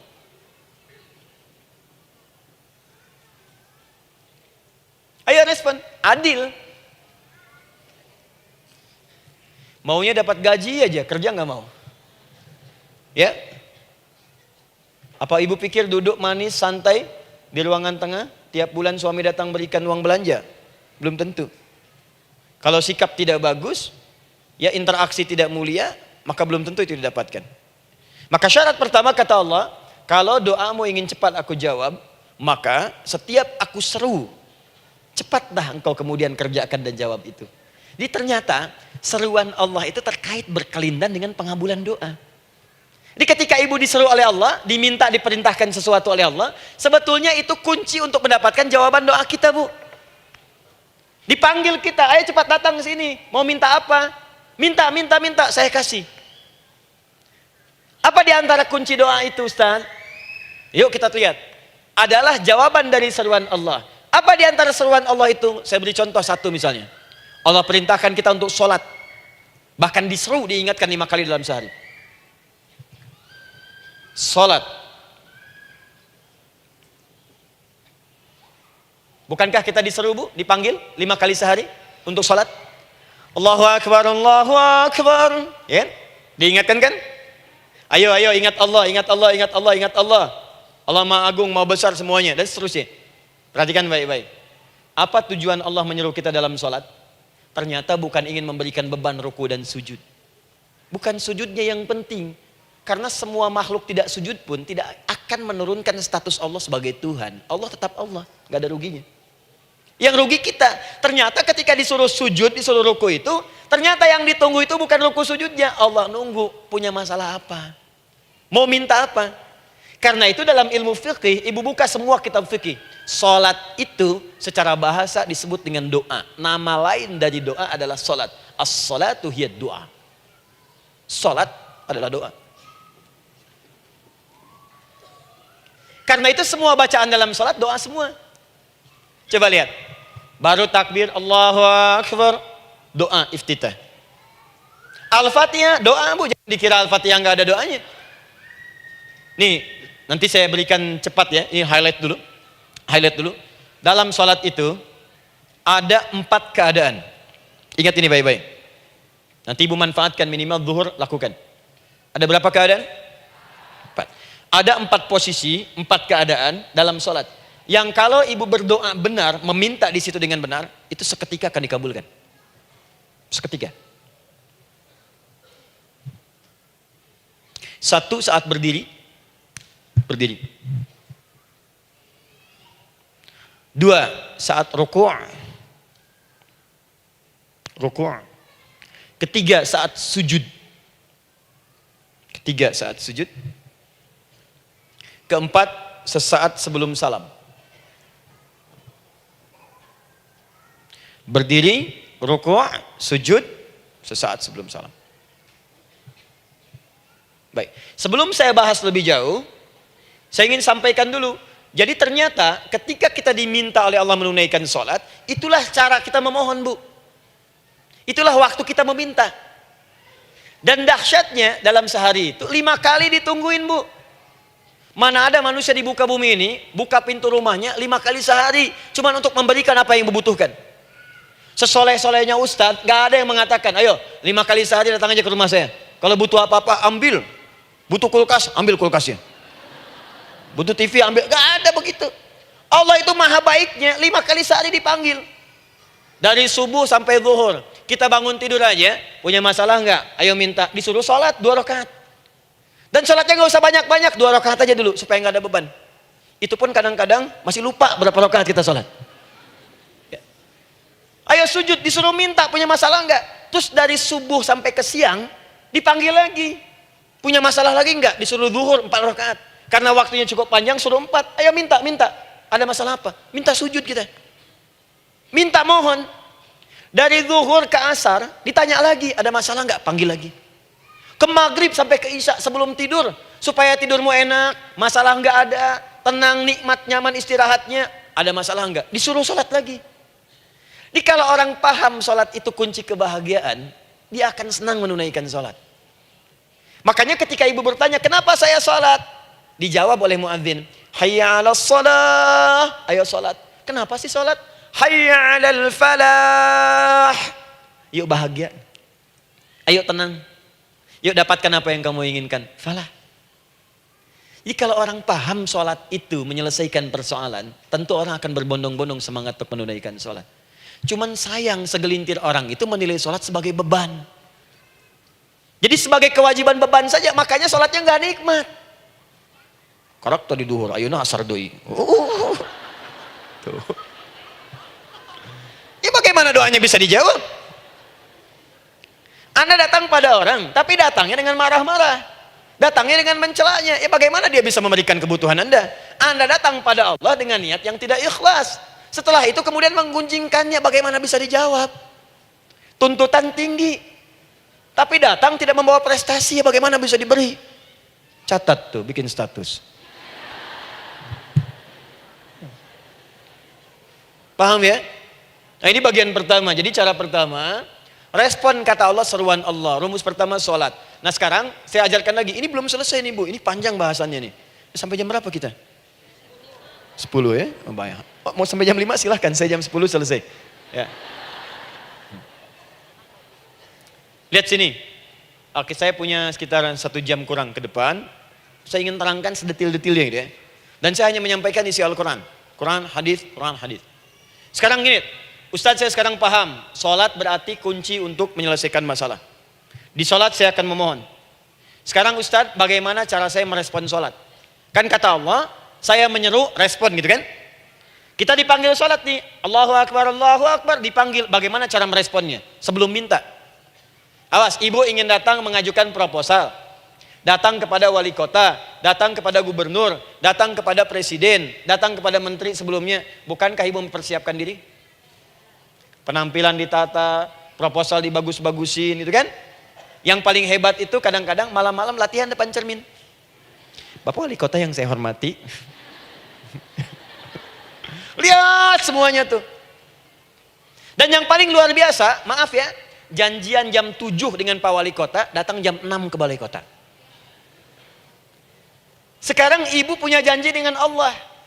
Janji itu sudah diketahui sebelum pertemuannya. Kalau tidak percaya, 5 waktu ini ibu sudah hafal Bu. Ya, bahkan disuruh ngapalin oleh Allah. Buka Quran surah ke-4. Surah ibu, surah mama, An-Nisa. Ayat 103, Quran surah 4 ayat 103. فَإِذَا قَضَيْتُمُ الصَّلَاةَ فَاذْكُرُوا اللَّهَ قِيَامًا وَقُعُودًا وَعَلَى جُنُوبِكُمْ فَإِذَا اطْمَأْنَنْتُمْ فَأَقِيمُوا الصَّلَاةَ. Lihat ujung ayatnya. Inna as-salata kanat 'alal mu'minina kitaban mawquta. Sungguh semua waktu salat itu telah ditetapkan waktunya bagi orang beriman. Itu terjemahan biasa. Kalau terjemahkan pakai ilmu balaghah, sungguh orang beriman itu hafal waktu-waktu salat. Tahu waktunya. Apalagi kalau di waktu itu ibu punya kepentingan, pasti hafal. Kalau ibu benar memprioritaskan sholat dan menilai sholat sebagai solusi hidup, menilai sholat sebagai kebutuhan, ibu pasti akan hafalkan itu Bu. Nih ya, ibu dapat bagian arisan nih, bulan ini misalnya. Dan memang bagian jatah ibu, demi Allah saya katakan, sebulan sebelumnya ibu sudah hafal tanggalnya kapan. Bahkan di kalender tuh diwarnain. Papa, bagian mama nanti bulan ini. Tuh. Dicatat semua, di tempat siapa, jam berapa, datang dengan penuh keceriaan dan kebanggaan. Luar biasa. Hanya untuk urusan dunia yang itu habis gitu. Jika dia tidak meninggalkan ibu, ibu yang meninggalkan dia duluan. Sekarang 5 kali sehari semua diberikan, bahkan lebih daripada dunia dan seisinya. Harusnya sih wajarnya dihafalkan waktunya dan ibu hafal. Ayo, subuh jam berapa sekarang? Lihat sini, bukan ke atas. Ditutup tuh. Tuh, sana tuh. Subuh jam berapa? Ayo ngelihat ke sana, 4:43. Duhur jam berapa? Tuh, asar, maghrib, isya.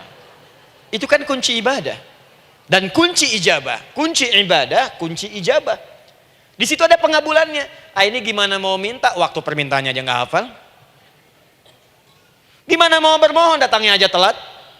Karena itu, bagaimana cara merespon seruan Allah? Diaturlah di Quran surah kedua ayat 152. Paling kanan sebelah bawah. Quran surah kedua ayat 152. Ibu masih ingat? Bukankah sholat disebut sebagai zikir? Masih ingat? Ya, di surah ke-20 ayat 14.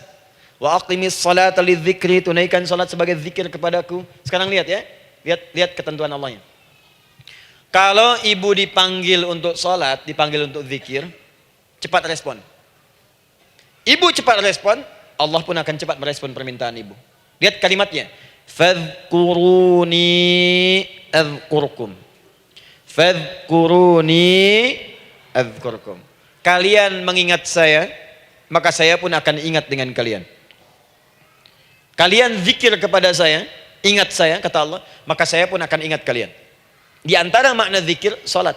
Kalau ibu salat mengingat Allah dengan cepat, maka Allah pun akan cepat mengingat kita. Contoh.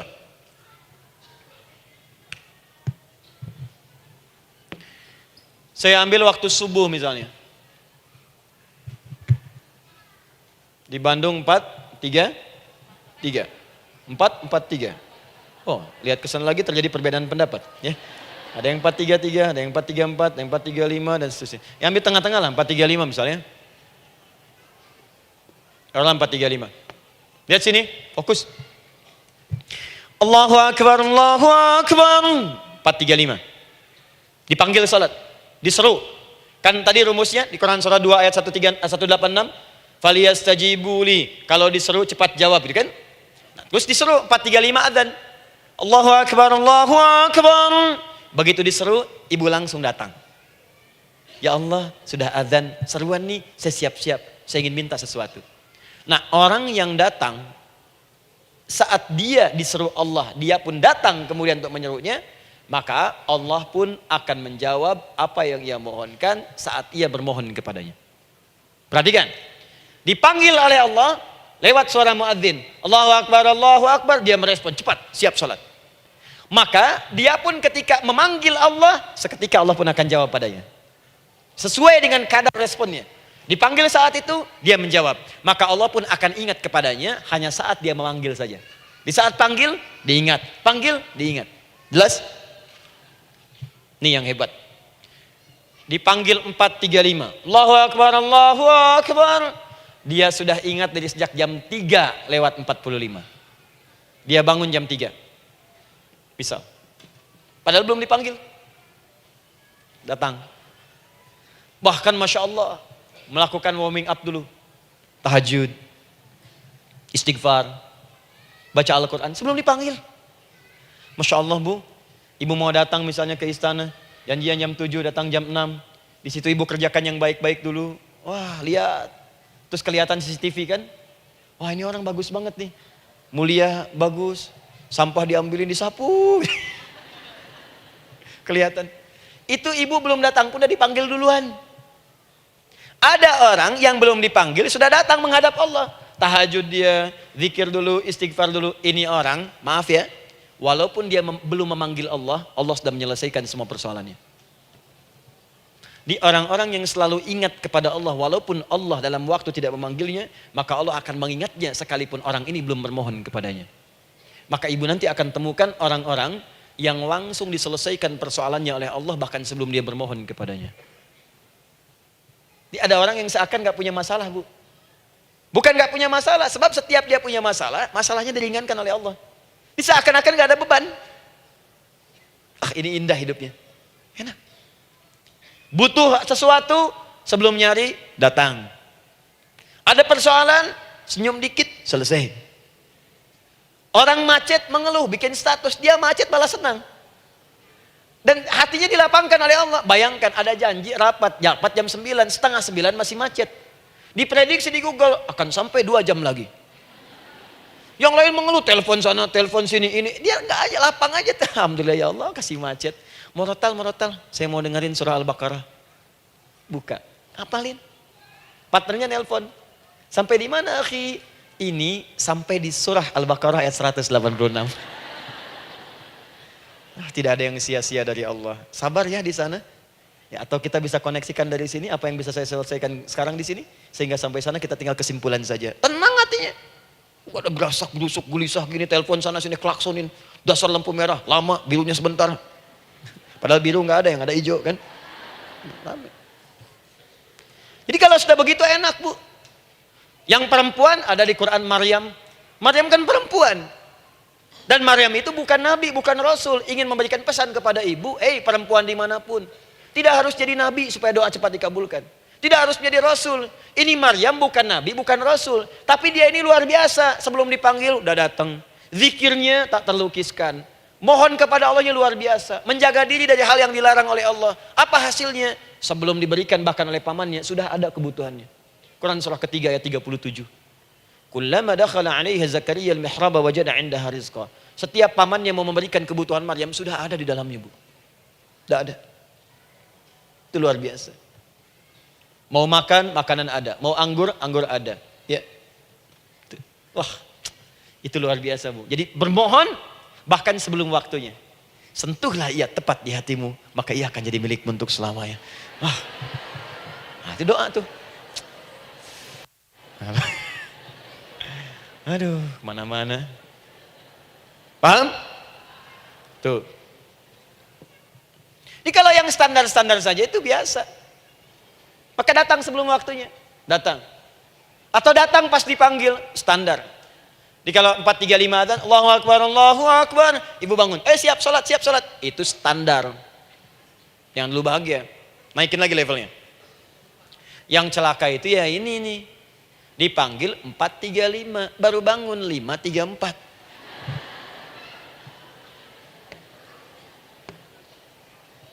Sholat subuh belum, nuntutnya udah banyak. Ya Allah, kurang apa lagi aku bermohon kepadamu. Sudah aku meminta sekarang, sholat subuh aja belum. Jadi mana keadilannya? Jadi yang pertama, respon seruan Allah. Disitulah Allah pun akan cepat merespon apa yang kita kemudian butuhkan. Jadi yang pertama lewat sholat ya Bu ya.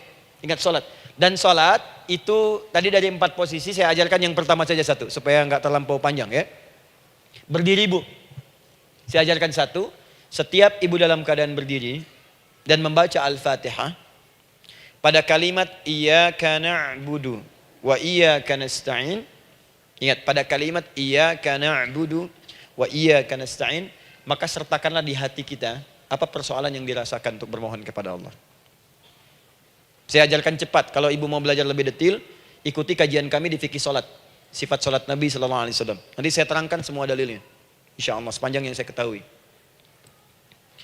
Baik. Dasarnya ini, dasarnya Quran surah ketiga ayat 38 sampai 39. Dan dikuatkan nanti di hadis qudsi. Ibu kenal Nabi Zakaria? Ya kenal ya. Ya selamat lah Bu. Alhamdulillah. Episode ke-15 kenal Nabi Zakaria, luar biasa. Alhamdulillah. Nabi Zakaria punya persoalan, sudah berumah tangga, belum ada keturunan. Fisiknya sudah letih, rambutnya sudah memutih, dan mohon maaf istrinya divonis monopos dan mandul. Secara medis klinis. Apa yang beliau kerjakan? Sholat. Dalam sholatnya bermohon kepada Allah. Perhatikan permohonannya. Qala rabbi habli min ladunka dzurriyyatan thayyibah. Ya hunalika da'a Zakaria rabbah. Qala rabbi habli min ladunka dzurriyyatan thayyibah. Innaka sami'ud du'a. Ya Allah, aku bermohon kepadamu, anugerahkan aku keturunan. Semua mengatakan aku gak mungkin punya keturunan. Hanya engkau yang tidak punya batas dalam pemberian. engkau pasti mendengar doa saya. Kalau pada yang maha mendengar tidak mengabulkan juga, lantas kepada siapa lagi aku mesti memohon? Doa ini dipanjatkan oleh beliau dalam keadaan sholat, sedang berdiri dalam sholatnya. Jadi ibu maaf ya, tolong jangan salah berpikir, semua nabi dan rasul, orang soleh sebelumnya itu sholat. Cuma kita lebih sempurna gerakan dan jumlahnya, sempurna. Orang dulu sholat. Nabi Musa sholat, Quran surah 20 ayat 14. Nabi Isa sholat, Quran surah 19 ayat 31 sampai 33. Nabi Ismail sholat, Quran surah 19 ayat ke-55. Semua sholat. Sholat. Nabi Zakaria saat punya masalah, sholat. Dalam berdirinya minta dalam sholatnya. Dari mana Ustadz tahunya beliau minta dalam berdiri dalam sholat? Ayat 39 ya baca. Quran surah ketiga ayat 39. Fanadatul malaika, maka doanya itu dijawab oleh Allah. Datang malaikat menyampaikan jawaban. Wa huwa qaimun yusalli fil mihrab. Sedangkan beliau masih berdiri dalam sholatnya di mihrab. Masih berdiri dalam sholat. Sholat. Di dalam sholat itu minta. Makanya semua bacaan sholat itu permintaan isinya. Dan dikabulkan oleh Allah. Anallaha yubashshiruka bi Yahya. Allah kasih kabar gembira, engkau akan punya anak, langsung namanya dari Allah Yahya. Artinya hidup. Yang mustahil menurut manusia, lahir dari rahim seorang perempuan yang divonis monopos dan mandul menurut medis, kata Allah tidak ada yang mustahil bagiku, lahir dan hidup dia, Yahya. Kapan terjadinya? Sedang sholat. Kapan saat sholatnya? Berdiri. Nah yang paling menarik bu, umatnya Nabi Muhammad SAW ditunggu oleh Allah 5 kali dalam sehari, dan dimintakan sebelum sholat untuk menyiapkan permohonannya. Maka turunlah Quran surah kedua ayat ke-45. Ibu lihat ayatnya. Wasta'inu bis-sabri was-shalah. Bahkan ditegaskan lagi di Quran surah kedua ayat 153, paling kanan sebelah bawah. Ya ayyuhalladzina amanu ista'inu bis-sabri was-shalah. Yang pertama enggak pakai panggilan iman. Wasta'inu, kata Allah, hei, kalau kamu punya masalah, jangan mengeluh, jangan berkeluh kesah, jangan terlampau banyak gelisah, cepat siapkan dirimu untuk menunaikan sholat. Siapkan permohonanmu, minta kepada aku lewat sholat. Kalau belum yakin, disebutkan imannya. Ya ayyuhalladzina amanu, hei orang-orang yang masih merasa punya iman, katanya punya iman. Jadi kalau ibu nggak mau minta lewat sholat, dipertanyakan imannya. Kamu punya iman nggak? Kata Allah, yakin nggak dengan saya? Kalau punya masalah jangan mengeluh. Datang pada saya minta, lewat sholat, saya panggil sholat minta. Kalau masih merasa punya iman. Tuh, iman kita tuh dipertaruhkan di situ. Nah sekarang, saya berikan rumus bahasanya. Allah memanggil kita dengan bentuk jama, perintah jama. Wasta'inu, wasta'inu. Itu bentuk perintah.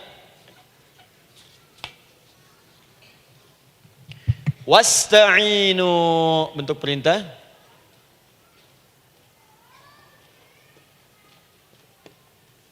Wasta'inu.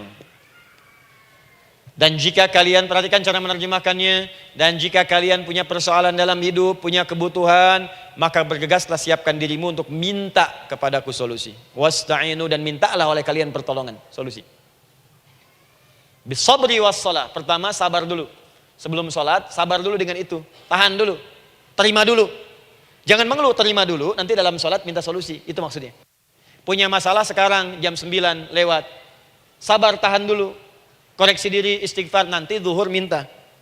Atau duha sekarang sholat, datang ke masjid, sholat duha minta. Tahiyatul masjid minta sekarang. Sabar. Ini sabar, terima dulu. Jangan mengeluh, sabar. Ingat, terima, sabar. Karena Allah mustahil memberikan ujian masalah kalau kita tidak sanggup menerimanya. La yukallifullahu nafsan illa. Saya sering katakan bu ya, maaf kalau kalimat ini mungkin kurang berkenan, tapi kalimat ini nyata. Kalau ibu sekarang punya masalah seberat apapun, itu artinya hanya ibu yang sanggup untuk menerimanya. Saya tidak.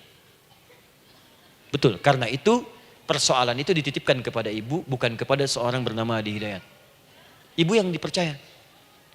Ya ibu dipercaya oleh Allah. Kenapa ibu tidak yakin dengan itu? Karena cuma ibu yang bisa mengatasi. Ibu yang mampu, saya tidak. Karena itu dititipkan pada ibu. Kaidahnya la yukallifullahu nafsan illa wus'aha. Allah nggak akan berikan beban ujian masalah kalau dia nggak mampu. Artinya kalau saya nggak mampu, saya nggak dikasih. Ibu mampu, ibu diberi. Jangan mengeluh. Kenapa mesti saya ya Allah? Kamu mampu. Ya Allah, why me? Why not? Kamu yang bisa. Nah sekarang, wassalah setelah terima itu, tapi juga jangan terlampau kepedean. Memang cuma saya yang mampu ya, bikin status. Kemudian sholat, kita akan katakan, ya Allah, Engkau perintahkan saya untuk minta tolong. Sekarang saya akan minta kepadamu. Lalu kita katakan, maaf ya Allah, saya sekarang punya masalah. Saya ingin bermohon kepadamu. Saya ingin minta kepadamu ya Allah. Saya mohon ya Allah. Maaf Bu ya, maaf ya, sebentar. Ibu kalau punya masalah sedikit atau banyak? Banyak. Yang punya masalah ibu saja atau anak juga punya masalah? Kadang-kadang, bukankah anak yang punya masalah ibu yang minta? Bukankah suami yang punya persoalan ibu yang bermohon? Kan? Karena itu, kalau kita ingin memohon kepada Allah dengan persoalan yang kompleks mewakili yang banyak, maka pertama kalimatnya diawali dengan huruf na. Berarti kami, kita, semua. Jelas ya? Nah, ibu ingin robah kalimatnya minta tolong. Kata Allah, minta kepadaku pertolongan. Wasta'inu. Ibu ingin robah menjadi bentuk permintaan. Rubah kalimatnya menjadi nasta'in. Nasta'in. Nasta'in.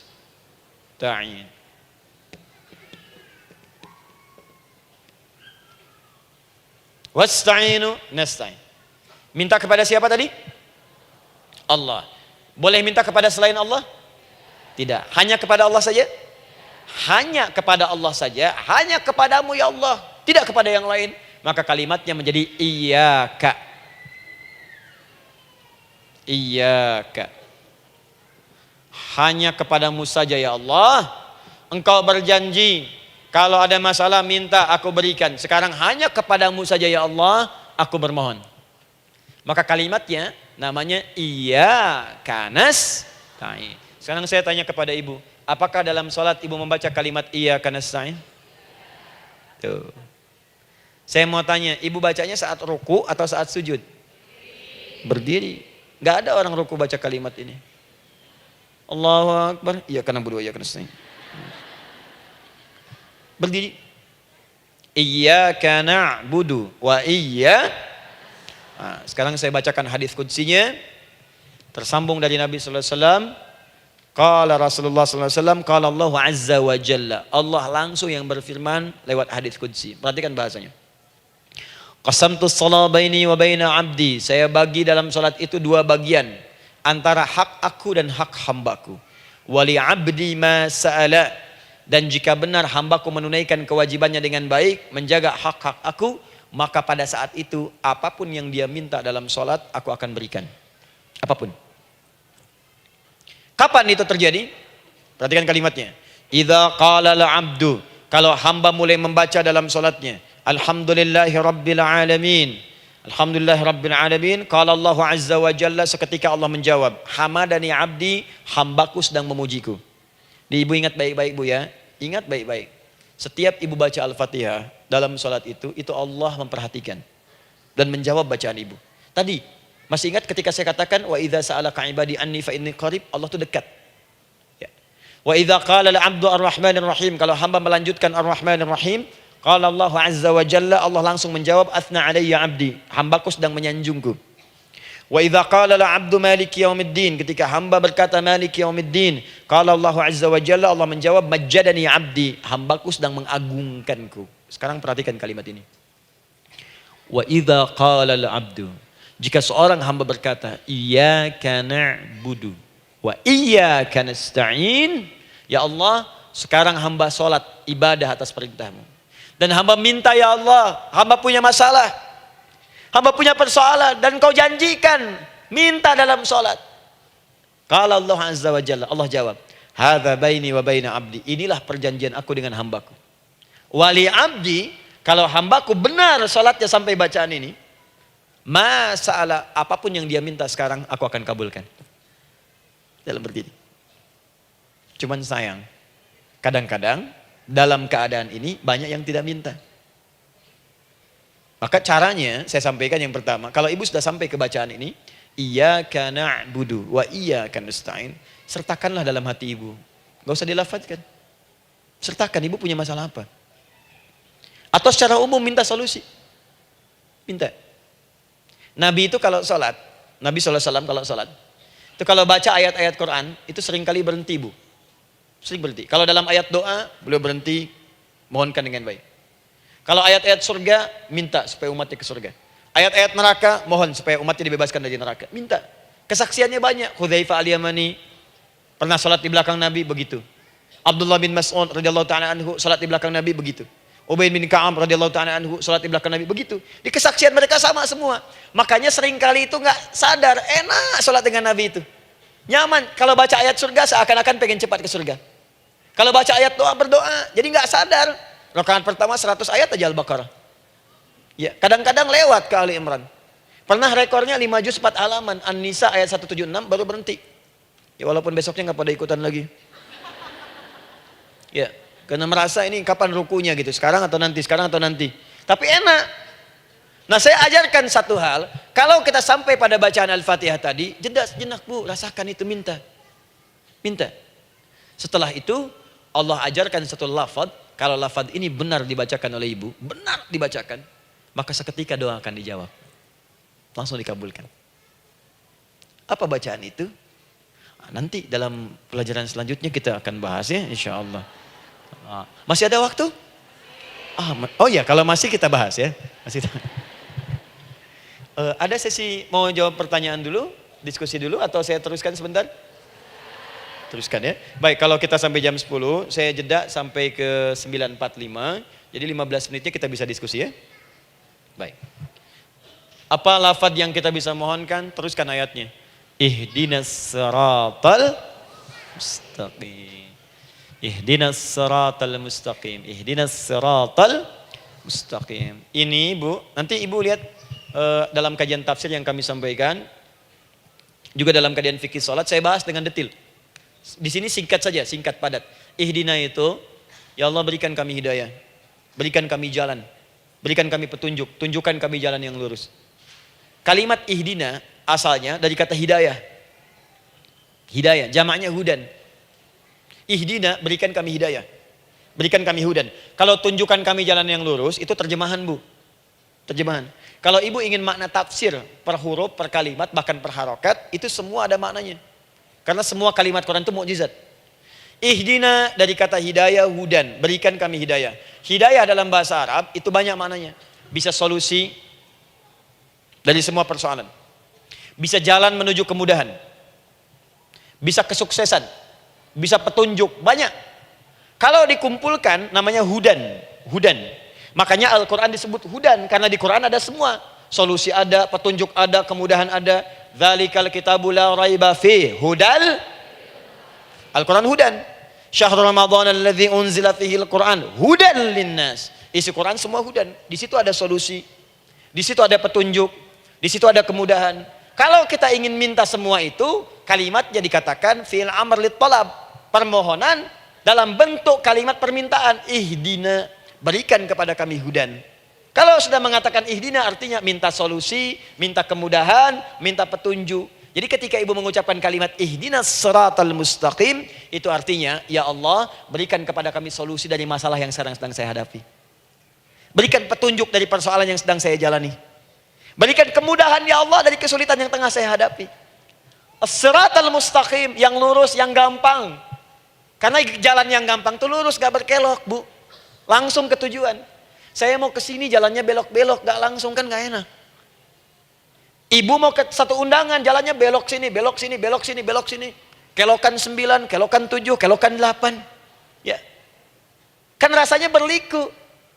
Ibu ingin mendapatkan solusi, tapi dilempar-lempar. Ke sini dulu, berkelok. Sini dulu, sini dulu, sini dulu. Kenapa gak ibu lurus dapatkan langsung? Dalam bahasa Arab, apalagi kalimat yang fasih, mendapatkan sesuatu dengan gampang, dengan mudah. As-siratal mustaqim, lurus ke tujuan, cepat, mudah. Apalagi ke surga nanti, tunjukkan kami jalan yang lurus, yang benar, hak dari Allah dan mudah didapatkan. Itu maksudnya. Ini bukan sekedar tunjukkan jalan yang lurus, solusi yang mudah, yang gampang, yang cepat. Paham di sini ya? Seperti orang-orang dulu mendapatkannya. Siratal ladzina an'amta 'alaihim. Seperti orang dulu mendapatkan semua kenikmatan ketika mereka bermohon kepadamu ya Allah. Siapa mereka? Ada 4 golongan disebutkan di Quran surah keempat ayat 69. Ada para nabi, orang-orang jujur siddiqin, para syuhada dan orang-orang soleh. Ya, wa may yuti'illaha wa rasul fa ulaika ma'al ladzina an'ama Allahu 'alaihim minan nabiyyina was-siddiqina wasyuhada was-shalihin. Para nabi dulu berdoa, ya Allah, saya ada masalah, dikabulkan. Kita minta, ya Allah, sekarang saya berdoa, tolong kabulkan seperti nabi-nabi dulu dikabulkan. Nabi Ayub sakit, berdoa dikabulkan. Kita sakit, dikabulkan. Nabi Ibrahim ada ujian, dikabulkan. Nabi Ibrahim punya ujian dengan anak. Kita ada ujian dengan anak, minta dikabulkan. Anak-anak berselisih, ada yang dendam, yang iri. Seperti anaknya Nabi Yakub. Nabi Yakub berdoa, dikabulkan. Kita minta, dikabulkan. Ada syuhada, berdoa, dikabulkan. Kita minta, dikabulkan. Orang soleh berdoa, minta, dikabulkan. Kita minta, dikabulkan. Ya Allah, seperti engkau kabulkan doa orang-orang dulu yang melahirkan nikmat, mohon kabulkan kami yang minta sekarang dan mendapatkan kenikmatan itu. Itu maksudnya. Ya, siratal ladzina an'amta 'alaihim. Siapa an'amta 'alaihim di sini? Ulaikal ladzina an'amallahu 'alaihim. Sama persis kalimatnya. Minan nabiyyina was-siddiqina wasyuhada'i was-shalihin. Jadi jangan diartikan sebatas terjemahan. Walaupun di musim haji sekarang itu bisa dipakai. Saya tugas 2010 di Mekah. Ada jemaah kesasar, lupa maktab. Kemudian ingin balik, nggak tahu jalan. Dia ketemu askar. Askar nggak bisa bahasa Indonesia, dia nggak bisa bahasa Arab. Tapi dia hafal Al-Fatihah. Datang kepada askar, dia tunjukkan gelangnya. Pak, ihdinas siratal mustaqim. Tunjukkan saya jalan yang lurus. Bikin gelang. Askar gak bisa bahasa Indonesia. Dikasih bahasa Arab gak paham-paham. Tapi askar ini pun cerdas. Dia tunjuk, dia lihat gelangnya. Oh, maktab sana. Siratal ladzina an'amta 'alaihim ghairil maghdubi 'alaihim waladdallin. Lurus, jangan belok-belok. Kalau belok nanti engkau tersesat atau dicaci maki orang. Maghdub ya dicela orang. Dhalin tersesat, kan? Jangan dicela, jangan sesat, lurus. Tapi kalau dalam berdoa dalam sholat minta di hati hadirkan. Jelas ya? Nah, itu posisi pertama. Jadi pertama minta lewat sholat. Yang kedua cepat rajin istighfar, Bu. Saya cepat ya, rajin istighfar. Masih ada 7 menit lagi. Ibu rajin istighfar. Astaghfirullah, astaghfirullah, astaghfirullah, astaghfirullah. Itu yang paling singkat. Astaghfirullahaladzim, astaghfirullahaladzim, astaghfirullahaladzim. Itu yang menengah. Astaghfirullahaladzim, alladzi la ilaha illa huwal hayyul qayyum wa natubu ilaihi. Astaghfirullahaladzim, alladzi la ilaha illa huwal hayyul qayyum wa natubu ilaihi. Astaghfirullahaladzim, alladzi la ilaha illa huwal hayyul qayyum wa natubu ilaihi. Itu yang cukup panjang. Ibu rajin istighfar. Orang yang rajin istighfar itu diantara yang disebutkan dalam riwayat-riwayat adalah orang-orang yang cepat dijawab doanya.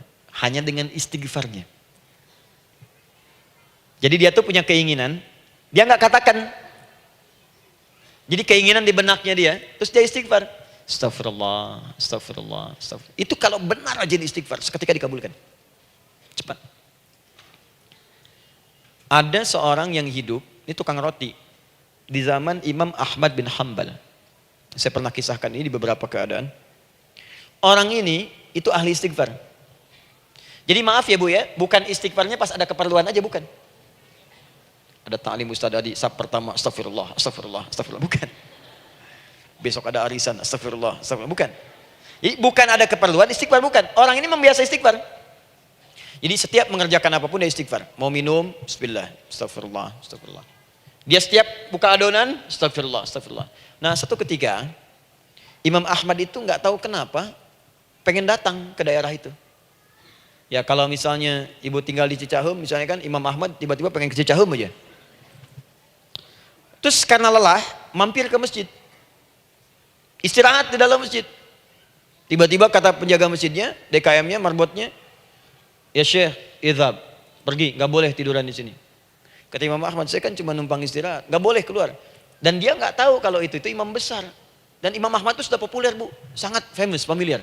Cuman orang kan nggak pernah lihat wajahnya. Dulu kan nggak ada Facebook, nggak ada Instagram, nggak ada handphone, nggak ada apa-apa. Jadi kalau orang terima Ahmad, ya Ahmad aja kemana-mana. Oh, ada Imam Ahmad, dia Imam Ahmad, Imam besar, Imam Syafi'i, Imam besar. Tapi nggak pernah lihat. Sekarang kan udah kelihatan. Ya, udah kelihatan. Sekarang banyak. Makanya orang dulu tuh senang begitu tahu, dikasih tahu Nabi aja ke Madinah Bu, nggak ada yang tahu kalau itu Nabi Muhammad kalau belum pernah lihat. Karena beliau di bawah, Abu Bakar di atas. Abu Bakar kan naik kan, untanya Nabi. Nabi Muhammad pas di bawah gantian tuh di jalan. Orang mengira yang di atas unta Nabi Muhammad. Padahal Nabi Muhammad yang jalan kaki, nggak kelihatan. Makanya responnya bola ketika tahu Nabi, senang luar biasa. Minta doa, minta ini, minta itu. Orang sekarang tidak. Karena sering banyak lihat di TV, media sosial, begitu ketemu, minta foto. Ini lain kisahnya. Nggak tahu dia, pergi keluar. Kata Imam Ahmad, ya sudah, keluar beliau. Nggak mau ribut. Istirahat di luar. Di pelataran. Di sini juga nggak boleh. Lihat kalimatnya. Barwah, keluar, pergi. Barwah itu kasar, Bu. Begitu kemudian di debat lagi, saya cuma di luar. Rawah itu dari kata roh, Bu. Itu paling kasar. Artinya keluar dengan roh-rohnya sekalian. Rohnya pun jangan di sini. Ya. Jadi kalau ibu nanti di Masjidil Haram misalnya kan, ada kalimat itu artinya kesal, Bu, askarnya. Ya. Keluar. Misalnya idza bi anti. Enggak mau, saya mau di sini. Ya. Barwa, pergi. Sampai ke rawah dengan roh-rohnya. Itu artinya ibu disuruh pergi. Ya, bukan jangan mengelak lagi. Rawah. Saya bukan rawah, saya rohayati. Suruh pergi. Pergi. Imam Ahmad pergi tuh akhirnya. Pergi, di jalan kelihatan ada tukang roti tadi. Begitu kelihatan capek lah dipanggil, Syekh, kayaknya lelah, istirahat di sini. Dan tukang roti pun nggak tahu kali itu Imam Ahmad. Begitu istirahat, duduk, kelihatan Imam Ahmad setiap buka adonan, astagfirullah. Bikin lagi, astagfirullah. Imam Ahmad tahu faidah itu. Tapi ingin menguji tukang roti ini, ditanya. Ya akhi, kamu ini kenapa setiap Anda menanam adonan itu, tepung itu, Anda mengucapkan istighfar, astagfirullah. Perhatikan jawabannya. Wallahi demi Allah, tidak pernah saya beristighfar dalam setiap aktivitas saya, kecuali Allah selalu mengabulkan doa yang saya mohonkan. Di setiap minta, astagfirullah, itu dikabulkan. Cuman satu yang sampai sekarang belum terkabul. Apa itu kata Imam Ahmad? Saya ini selalu bermohon kepada Allah, ya Allah, mohon sebelum saya wafat atau setelah ia wafat, pertemukan saya ya Allah dengan Imam Ahmad bin Hambal. Sebelum saya yang wafat atau Imam Ahmad. Kata Imam Ahmad, astagfirullah. Allahu Akbar. Itu mungkin yang memperjalankan saya kemari. Tiba-tiba pengen ke sini, sampai diusir keluar dari rumah Allah dari masjid, sampai di sini karena istighfar Anda. Sayalah Imam Ahmad bin Hambal. Astagfirullah. Imam Ahmad ke situ datang. Tolong jangan lakukan pada saya. Salah di hidayat ya Allah. Astagfirullah. Saya jawab lagi dari sana. La haula wala quwata illa billah. Ini istighfar. Nah, kapan istighfar yang baik? Istighfar yang baik dilakukan setelah tahajud sebelum fajar. Saya ulang ya. Setelah tahajud sebelum fajar. Dalilnya Quran surah ke-51 ayat 18. Baca dari ayat 15 sampai 18-nya. Jadi ibu kalau mau seperti itu, rajin tahajud dulu, Bu. Tahajud. Setelah itu biasakan istighfar. Itu latihan dulu, itu baru latihan. Ingat ya, istighfar menjelang fajar di waktu sahar, itu baru latihan. Astagfirullah. Nanti kalau sudah banyak latihan, ibu akan refleks. Mau duduk masuk mobil, astagfirullah. Duduk mau makan, astagfirullah. Ya, kadang-kadang ibu mau ambil handphone, astagfirullah. Itu refleks di lisan kita keluar. Ahli istighfar itu gak direncanakan keluar di lisannya. Astagfirullah. Kalau sudah seperti itu, berbahagialah. Karena apapun kadang ibu inginkan, sepanjang itu ibu butuhkan, seketika dikabulkan. Ya. Yang ketiga, yang terakhir. Sudah 9:45, boleh sedikit? Ya, yang terakhir ya, terakhir. Jangan khawatir, setelah ini selesai. Jangan khawatir. Yang ketiga, ini amalan yang paling dahsyat. Jadi yang pertama minta dikabulkan. Yang kedua baru istighfar dikabulkan. Yang ketiga nggak ngapa-ngapain dijawab. Artinya baru terbersit, ada keinginan jawab seketika. Amalan yang ketiga ini adalah amalan yang dikerjakan karena cinta kepada Allah Subhanahu wa taala. Mahabbatillah, kecintaan kepada Allah. Amalan yang dikerjakan karena cinta kepada Allah Subhanahu wa taala. Amalannya mencintai Allah. Beda, Bu. Salat dengan cinta dibandingkan dengan sholat karena memenuhi kebutuhan atau kewajiban saja, itu akan lain. Ibu kalau benar-benar mencintai Allah, maka dalam sholat pun persiapannya akan beda. Saya beri contoh gini ya. Dari pakaian akan lain kata Al-Quran. Quran surah 7 ayat 31. Ya bani Adam khudhu zinatakum inda kulli masjid. Hei anak cucu Adam, kalau ada panggilan dari masjid, kenakan pakaian terindahmu. Di orang-orang yang mencintai Allah saat akan sholat, dia akan perhatikan dari pakaiannya. Jauhkan dari yang haram. Terus cari yang paling baik yang dia kenakan. Gak akan sembarangan. Kalau ibu pakai mukena juga cari mukena yang paling indah. Bukan karena pengen dilihat orang. Karena ingin Allah menyaksikan sholat ibu dalam keadaan yang sempurna. Wudu. Wudu itu hati-hati gitu. Quran surah ke-5 ayat ke-6. Ya ayyuhalladzina amanu idza qumtum ila shalah faghsilu wujuhakum wa aydiyakum ilal marafiq wamsahu bi ru'usikum wa arjulakum ilal ka'bain. Jadi kalau ada orang beriman mencintai Allah, mau sholat dia mau wudu, wudunya enggak akan sembarangan, Bu. Cuman basuh. Ya, bagian kepala juga harusnya kepala, dia rambut, takut selesai. Sampai ke kaki cuma disodorkan di keran, beres. Itu sih, anak kecil juga bisa. Orang ini lain. Dia akan pelan-pelan dilihat secara sempurna. Hati-hati, kerjakan karena Allah, karena ingin baik. Kalau orang sholat, hanya kebutuhan saja, maka yang penting dia takbir sampai salam selesai. Tapi ini tidak, dia akan pelajari bagaimana Nabi mengajarkan sholat yang benar. Bagaimana bacaan saya benar. Dia belajar ngaji supaya benar bacaan Fatihahnya. Dia belajar dengan baik supaya khusyuk di dalam sholatnya. Dia pahami satu-satu. Apa artinya Allahu Akbar? Apa artinya Subhana Rabbiyal Azim? Apa artinya Subhana Rabbiyal A'la? Apa artinya Sami Allahu liman hamidah? Dipahami. Di begitu dia sholat baru takbir sudah paham isinya. Jika ada orang seperti ini, dia mengerjakan apa yang Allah perintahkan karena cinta dengan Allah. Dia berzakat karena ingin mencintai Allah. Dia berinfak karena cinta dengan Allah, bukan karena uangnya. Pokoknya kalau orang cinta itu, Bu, setiap pecinta, dia akan memberikan apapun pada yang dicintai. Walaupun tak diminta. Dan pecinta itu sifatnya, kalau yang dicintainya senang sesuatu, akan otomatis ikut senang. Ibu misalnya senang ya dengan pasangan sebelum menikah. Pasangan senang kucing, ibu akan terpaksa senang kucing. Ibu cinta dengan anak, semua akan diikuti apa yang diinginkan. Seperti itu, cinta itu butuh pembuktian. Karena itu sering saya katakan pada akhwat ya yang belum menikah, yang masih muda-muda belum menikah, cinta itu butuh pembuktian. Jadi jangan percaya kalau ada orang yang bicara di lisannya nggak ada buktinya. Aku akan seperti Dilan membawamu dalam motorku. Katakan padanya, aku tak butuh dengan rayuan kata-katamu. Itu hanya angin surga. Yang kubutuhkan, tuliskan namaku di buku nikah kita. Wah, catat. Itu caranya. Main ke Taman Dilan, cuman boncengan. Seakan dunia milik berdua, yang lain nggak ada. Gombal. Udah ya? Jelas? Jadi amalan yang ketiga ini kerjakan karena Allah.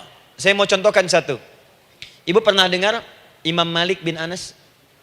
Pernah ya? Gurunya Al-Imam Asy-Syafi'i, Imam Malik bin Anas, lahir di kisaran tahun 94-95 Hijrah. Siap, Kang Dan. Wah, ini terakhir nih, saya tutup nih. Benar-benar terakhir, betul-betul. 10 menit lagi kalau ada nanti tanya jawab, sedikit. Imam Malik ini, Bu, itu Masya Allah. Saking cinta pada Allah dan Rasul, itu tidak pernah, jangankan sholat. Dalam beliau memberikan fatwa pun, akan mencari pakaian yang paling bagus. Paling indah. Dan beliau menjaga adab dalam menyampaikan kalimat Nabi pun, itu luar biasa. Sampai satu kali pernah pakai jubah bagus, indah, ada lebah menyengat di kepalanya, sedang menyampaikan hadis, saking hormatnya terhadap hadis Nabi, lebah itu dibiarkan menyengatnya. Enggak mau memutus kalimat Nabi, hadis Nabi, hanya untuk mengusir lebah, dibiarkan sampai tersengat.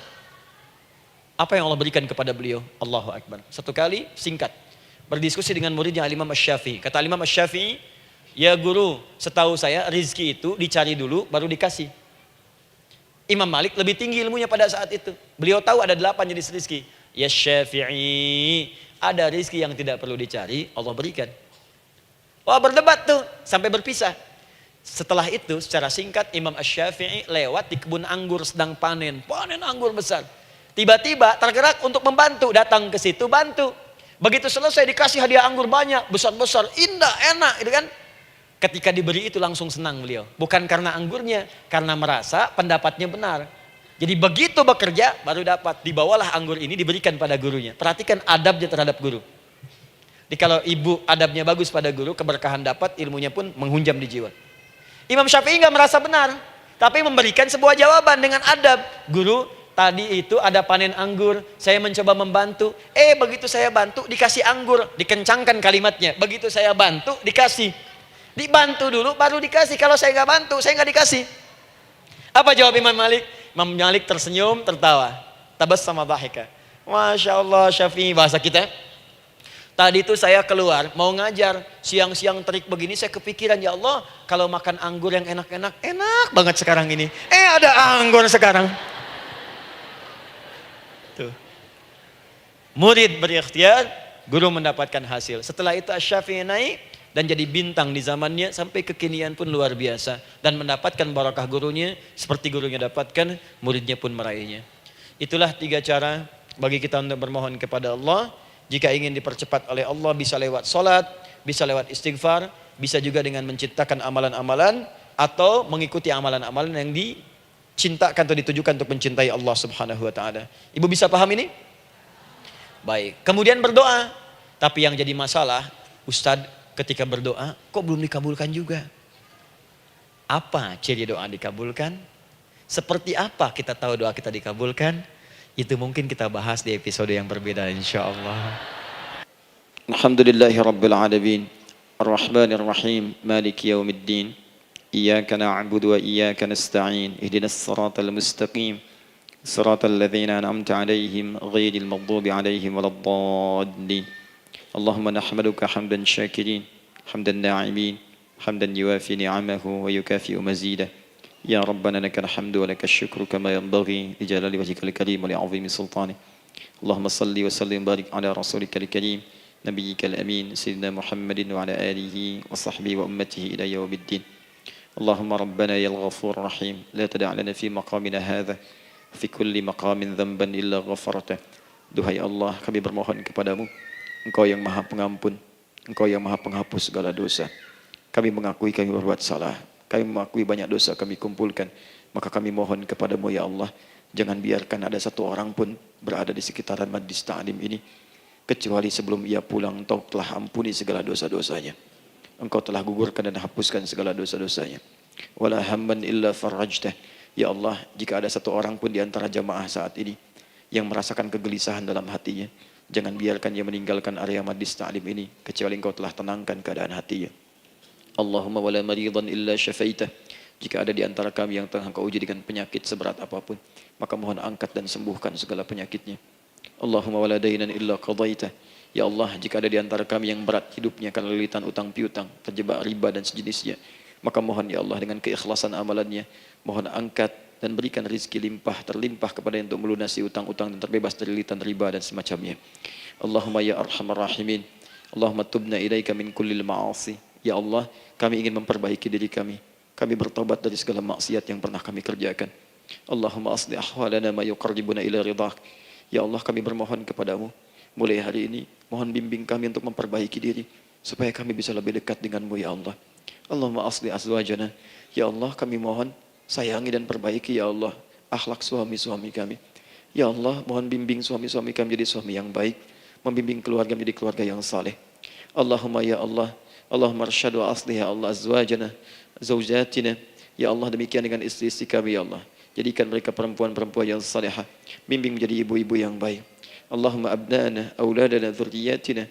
Allahumma aslih lahum ya arhamar rahimin yakunu salihin, liyakunu su'ada fid dunya wal akhirah. Ya Allah, anak-anak kami, cucu-cucu kami khawatir berpisah dengan mereka di akhirat nanti. Kami mohon ya Allah, jika memang ada maksiat yang mereka kerjakan karena dosa-dosa kami mohon ampun ya Allah. Perbaiki anak-anak kami, bimbing cucu-cucu kami ya Allah. Jadikan mereka anak-anak saleh, anak-anak yang bisa memberikan mahkota kepada kami di akhirat ya arhamar rahimin. Kami malu dengan anak orang lain yang telah hafal Al-Quran. Kami malu dengan anak orang lain yang telah mampu tahajud. Kami malu dengan anak orang lain yang telah bisa membaca Al-Quran dengan baik. Sedangkan anak kami masih sibuk dengan dunia ya Allah. Kami takut bila wafat tidak bisa memberikan petunjuk kepada mereka dengan izin-Mu. Allahumma ya arhamar rahimin. Allahumma idza kana hunalika baqiyati ayyamina faj'al baqiyata ayyamina ya Allah hayatan thayyibah. Duhai Allah, kami bermohon kepadamu, jika memang terbentang masa kehidupan bagi kami sampai dengan hari esok, maka mohon jadikan sisa-sisa hidup kami lebih baik daripada hari-hari yang sebelumnya. وإذا كان هذا اليوم من آخر أيامنا فاجعل يا الله هذا اليوم حسن الخاتمة. Ya Allah, kami mohon jika memang hari ini adalah hari terakhir kami hidup dan harus kembali kepadamu untuk wafat, mohon jadikan di hari ini kami husnul khatimah. Allahumma qawwi lisanana ila kulli kalimat at-tauhid la ilaha illallah Muhammadur Rasulullah. Ya Allah, kami mohon jika kelak kami akan wafat, ringankan lisan kami untuk mengucapkan kalimat tauhid la ilaha illallah Muhammadur Rasulullah. Wa ajib kalimatan bi qaulika ya ayyatuhan nafsul mutmainnah irji'i ila rabbika radiyatan mardiyah fadkhuli fi ibadi wadkhuli jannati. Ya Allah, kami mohon kelak nanti dalam sakaratul maut nanti, jika kami bermohon kepadamu dengan kalimat tauhid la ilaha illallah, mohon jawab kalimat kami ya Allah dengan panggilanmu yang indah. Ya ayyatuhan nafsul mutmainnah, hai jiwa yang sudah tenang, irji'i ila rabbika radiyatan mardiyah, hai cepat pulang menghadap kepada Rabbmu, hai cepat pulang menghadap kepada Rabbmu, hai cepat pulang menghadap kepada Rabbmu. Aku ridha dengan semua amalmu, engkau pun akan ridha dengan semua pemberianku. Adkhuli fi ibadi wadkhuli jannati, engkau aku masukkan dalam golongan hambaku, aku siapkan surga untuk menyambutmu. Allahumma ishtaqna bi Rasulillah sallallahu alaihi wasallam. Ya Allah, kami rindu sekali dengan Rasulullah sallallahu alaihi wasallam. Lam na'ish ma'ahu fil hayat wa lam narahu fil manam. Kami belum pernah hidup bersama beliau di dunia, tidak mampu menatapnya di alam mimpi. Maka mohon ya Allah, jangan biarkan kami berpisah dengan Rasulullah di akhirat nanti ya Rabbal Alamin. Jumpakan kami dengan Rasulullah di Taman Firdausmu yang paling indah. Allahumma ya arhamar rahimin, Allahumma rizqna yusra ya Allah likulil hujjaj. Ya Allah, anugerahkan kemudahan, kelapangan kepada para jemaah haji yang berhaji tahun ini ya arhamar rahimin. Allahumma taqabbal minhum ya Allah hajjahum, sa'yahum sa'yan mashkura, wa dhanbahum dhanban maghfura, wa tijaratahum tijaratan lan tabur. Ya Allah, jangan sia-siakan pengorbanan fisik mereka, biaya mereka, waktu mereka, tenaga mereka, emosi mereka. Terima haji mereka ya Allah. Jadikan sa'i mereka berhasil, tawaf mereka benar, jadikan seluruh manasik yang Kau ridhai ya arhamar rahimin. Allahumma ya Allah, rizq rizqan hasanan tayyiban liyahujju kullu man lam yahujj ya arhamar rahimin. Ya Allah, bagi kawan-kawan kami, kerabat kami, saudara kami, tetangga kami yang belum berhaji, maka anugerahkan kemudahan bagi mereka untuk berhaji ya Allah. Anugerahkan kelapangan untuk berhaji ya Allah. Sekalipun memang tidak terbuka kesempatan itu, maka mohon anugerahkan sifat mabrur kepada kami sekalipun tidak mendapati ibadahnya. Allahumma ya arhamar rahimin, Allahumma rizqna ya Allah nikmatan salihah. Ya Allah, anugerahkan kepada kami nikmat untuk menjadi orang saleh di dunia dan kembali kepadamu di akhirat dalam keadaan saleh. Alhiqna bis salihin ma'al ladzina an'amta 'alaihim minan nabiyyin was-siddiqin wasyuhada was-salihin wa hasuna ulaika rafiqa. Ya Allah, kumpulkan kelak kami di surga dengan para nabi, orang-orang saleh, para syuhada, orang-orang yang benar di hadapanmu. Itulah nikmat terbaik yang mampu kami dapatkan. Allahumma ya Rabb, Allahumma aslih Allah qulubana, ati anfusana taqwaha, wa zakkiha anta khairu man zakkaha, anta waliyuha wa maulaha. Ya Allah, jika memang kami telah Engkau anggap baik sampai dengan pagi hari ini, maka mohon jaga kami dalam keadaan baik sampai wafat ya Allah. Berikan kami kekuatan untuk istiqamah, jauhkan kami dari pengaruh nafsu ya arhamar rahimin. Ya Allah, jika ada saat ini orang-orang yang menyakiti kami ya Allah, berkhianat kepada kami ya Allah, menzalimi kami, maka mohon ampuni dosa mereka ya Allah. Maafkan mereka ya Allah. Bimbing mereka untuk sadar dan bertobat ya Allah. Titipkan dalam jiwa kami sifat untuk saling menyayangi ya Allah. Titipkan dalam jiwa kami sifat untuk saling memaafkan ya Allah. Titipkan dalam jiwa kami sifat untuk bisa memperhatikan ya Allah. Allahumma ya Rabb, Rabbana atina fid dunya hasanah wa fil akhirati hasanah wa qina adzabannar. Bifadlika subhana rabbika rabbil izzati amma yasifun. Wassalamun alal mursalin wa akhiru da'wana alhamdulillahi rabbil alamin. Sebelum saya akhiri dengan doa kifaratul majlis dan salam, saya ingin ucapkan terima kasih pada seluruhnya untuk ta'lim kita di pagi hari ini. Semoga Allah menerima semuanya dan semoga Allah muliakan. Dan terkhusus juga untuk Kang Daan, terima kasih untuk kali ini dan semoga istiqamah dalam kebaikan dan Masya Allah amin, amin. Beliau menginspirasi dan saya ingin menjadikan juga beliau sahabat dalam kehidupan untuk seluruhnya. Amin. Dan sahabat terbaik selalu memberikan yang terbaik untuk sahabatnya. Karena itu di pagi hari ini saya ingin sampaikan kepada Bapak Ibu sekalian, Bapak mungkin yang hadir, Ibu yang hadir, saya ingin berikan pada sahabat saya satu anugerah yang mungkin Allah titipkan. Saya akan ajak Kang Daan untuk menunaikan ibadah umrah dengan saya di bulan September insyaAllah. Saat kami akan berangkat pada tanggal 9 September tahun 2019. Saya kira itu dan semoga bermanfaat insyaallah. Jazakallah khairan. Baik. Semoga Allah muliakan untuk semuanya. Terima kasih.